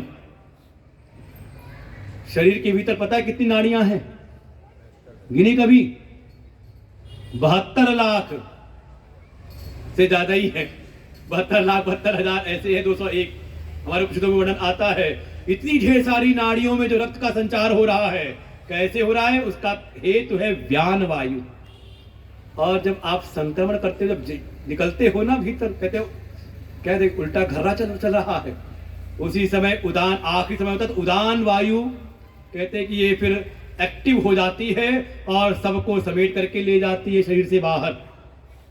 तो जब आप सुनते हो कि इन्होंने योग अग्नि में आकर के, तो वास्तव में उन्होंने अपनी उदान वायु को स्वतः ही, बेहोशी में नहीं कि अपने आप हो गया, उसको जीत करके, उस वायु को जीत रखा, उदान वायु को। जैसे हमने युद्ध में सुना, कभी कथा सुनी हो, द्रोणाचार्य पुत्र की मृत्यु की झूठी जो भी खबर थी मिली, तुरंत उन्होंने उदान वायु को जो विजयी किया हुआ, लेकिन इसमें किसी ना किसी एक प्राण वायु पर विजय पानी पड़ती है। एक प्राण वायु पर विजय प्राप्त करके बाकी चारों को उसी में आहूत कर देते हैं। तो स्वतः अपने आप ही पर काया प्रवेश, हेतु यही है। ये उत्तम कोटि की साधना है, ज्यादा प्रयास मत करना। क्योंकि पहला है नियता आहार, पहले इसको कुछ दिन करना, आहार को नियत करना। ऐसे जो कर रहे हैं जुहवती, एक प्राण को जीत के उसमें अन्य प्राणों को आहूत कर रहे हैं। कितने हो गए? नहीं कि नहीं? कहा ये 12वां है, हुआ ना हुआ आप जानो। अब भगवान कह रहे हैं सर्वे अपि एते यज्ञ विदो, यज्ञ क्षपित कलमसा। इन सब को, सर्वे अपि एते, इन सब को जो जानते हैं, कौन? यज्ञ विदः, इन यज्ञ के रहस्यों को जानने वाले, जान करके इन यज्ञों में कोई एक यज्ञ करते हुए अपने भीतर के जो भी कल्मश हैं, जो भी मल इत्यादि हैं, दुर्गुण हैं, दोष हैं, विकार हैं, उन सब को नष्ट करके परम पवित्र हो जाते हैं। इन यज्ञ के द्वारा क्षपित कल्मशः, अपने सारे कल्मशों को नष्ट कर देते हैं। और हो भी क्यों ना, यज्ञ शिष्टामृत भुजो यान्ति ब्रह्म सनातनम, नायं लोकोऽस्ति यज्ञस्य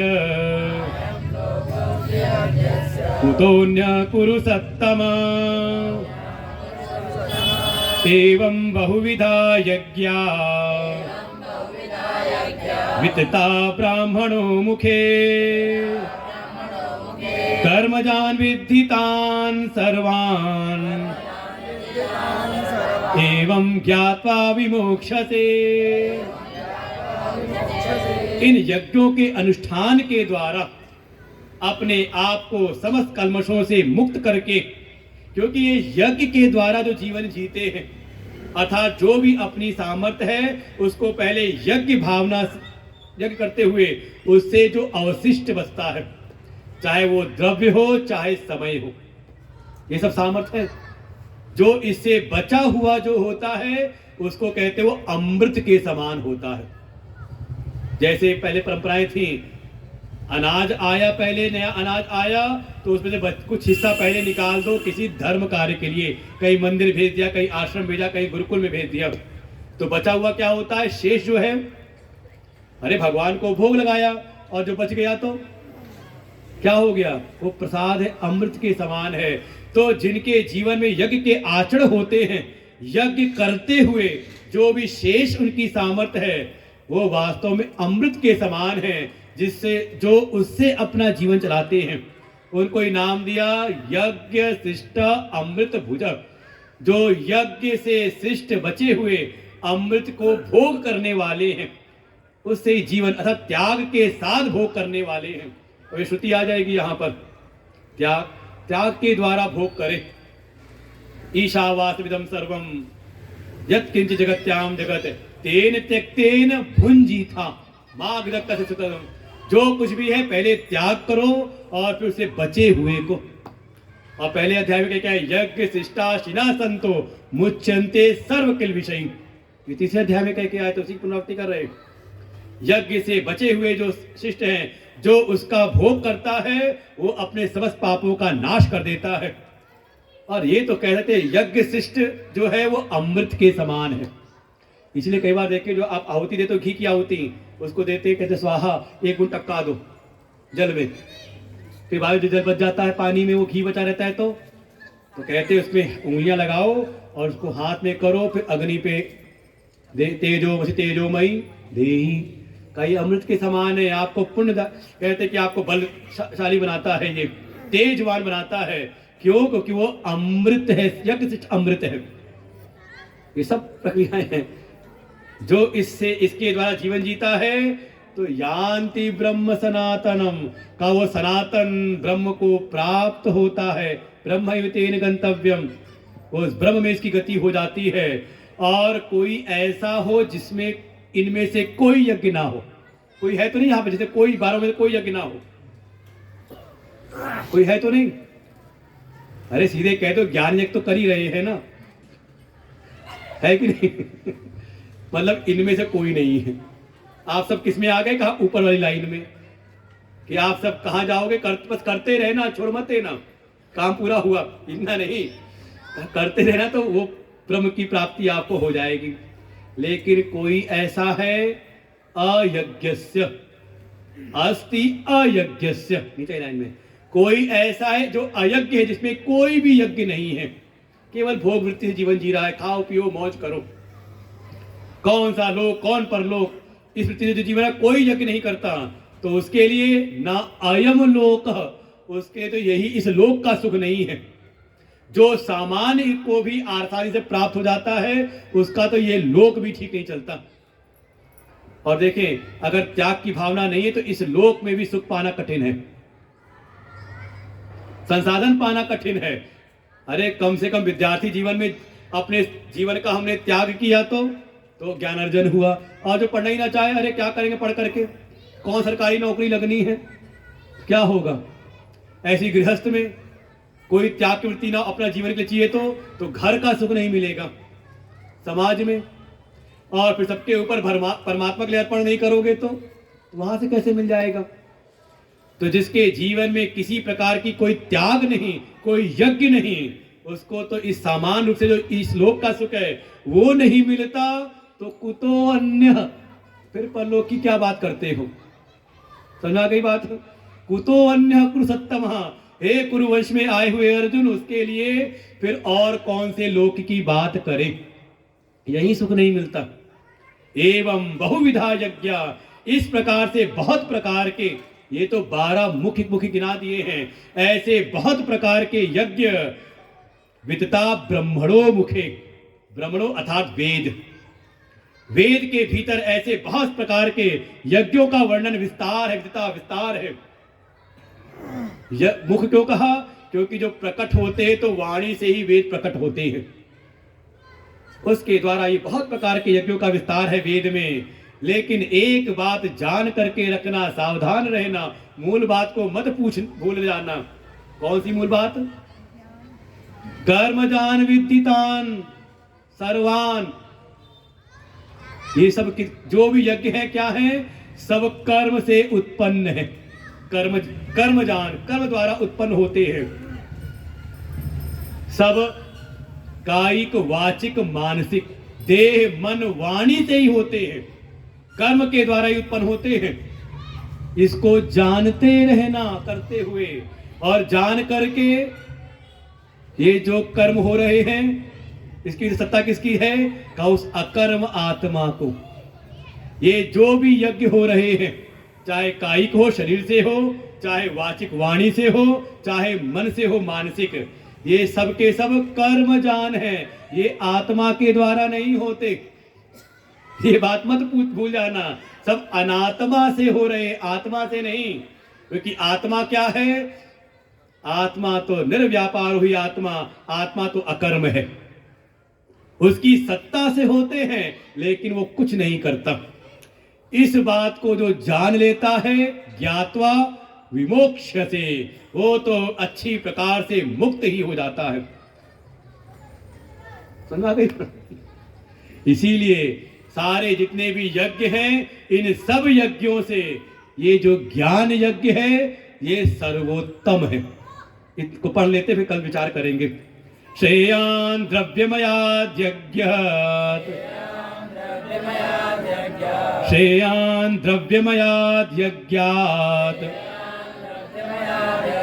ज्ञान यज्ञ परन्तपः सर्वं कर्माखिलं पार्थ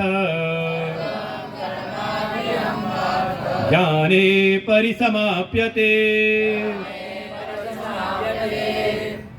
द्रव्यमयात् यज्ञात्, ढूंढ लेना शब्द है ना, श्रेयान को अलग कर दो।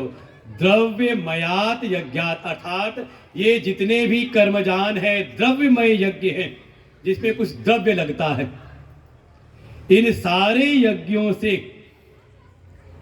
ज्ञान यज्ञ श्रेयान, जो ज्ञान यज्ञ है वो सबसे श्रेष्ठ है। हे परंतप, अर्जुन को कहा है, हे अर्जुन ये सारे जितने भी यज्ञ बताए गए, और भी बहुत सारे, ये तो 12 हैं, वेद में और बहुत सारे यज्ञ हैं, लेकिन इन सब से जो ज्ञान यज्ञ है सबसे ज्यादा श्रेष्ठ है। क्यों? तो हेतु भी दे दिया, सर्वम कर्माखिलम पार्थ ज्ञाने परिसमाप्यते। क्योंकि जितने भी कर्म परक जितने भी यज्ञ हैं या कर्म हैं, अखिल कर्म, सारे प्रकार के जितने प्रकार के जितने भी कर्म हैं, सबकी परिसमाप्ति ज्ञान में होती है कि नहीं होती? आपने कुछ किया तो कुछ ज्ञान हुआ कि नहीं? कर्म तो पूर्ण हुआ, कर्म तो विश्राम ले लिया, लेकिन किसमें? आपको कुछ ना कुछ अनुभव देके गया। कहते ना कुछ अनुभव है कि नहीं? आप नौकरी लेने जाओ तो पूछता है कोई अनुभव है कि नहीं, अर्थात कर्म करके कुछ आपने सीखा है कि नहीं सीखा है। तो सीधी बात तो यही है, सारे कर्मों का जो परिसमाप्ति है वो ज्ञान में ही होती है। ज्ञाने परिसमाप्यते। इसलिए हे पार्थ, इस ज्ञान यज्ञ में निष्ठा प्राप्त करो। इस ज्ञान के द्वारा, क्योंकि ज्ञान के द्वारा ही कर्म का संन्यास हो सकता है और कोई उपाय नहीं। तो फिर ये ज्ञान प्राप्त कैसे करें? तो इस ज्ञान की प्राप्ति के भी 2 साधन हैं, एक बहिरंग साधन और दूसरा अंतरंग साधन, जो भगवान अब आगे बताएंगे। तो हम लोग कल विश्राम दिवस पर सुनते हैं, भाई आप लोग रोज आधा घंटा लेट कर रहे थे तो हमने भी आपसे सीख लिया, हमने विषय तो पूरा करना ही है। जब सब लोग, इसीलिए शुरू में हम लोग पुराना रिवीजन कराते रहते हैं कि पता है कि लोग चल आराम से आवेंगे, और जब आते हो तो भगवान की कृपा से फिर तब अब पकड़ के सुनाओ। तो आज यहीं पर विश्राम करते हैं। वो ध्यान रखें सब चीजों का। ये 12 प्रकार के यज्ञ हैं। ये सारे यज्ञ केवल इसीलिए बताए कि इनको भी जानो, सबके सब कर्मजान हैं, कर्म से उत्पन्न हैं। इनके पीछे जो अकर्म है उसको मत भूल जाना। और जब उस अकर्म आत्मा का ध्यान रहेगा तो स्थिति वही प्राप्त हो जाएगी, यान्ति ब्रह्म। तो आपके जीवन में भी वो ब्रह्म यज्ञ सफल हो जाएगा। इसलिए समझे 23 से लेकर 34वें तक 12 यज्ञ हैं, और इन सब का परिणाम जो 24वें में था, 25वें से लेकर के 24वें था ब्रह्म यज्ञ का, वो आपके जीवन में भी संपादित होने लगेगा।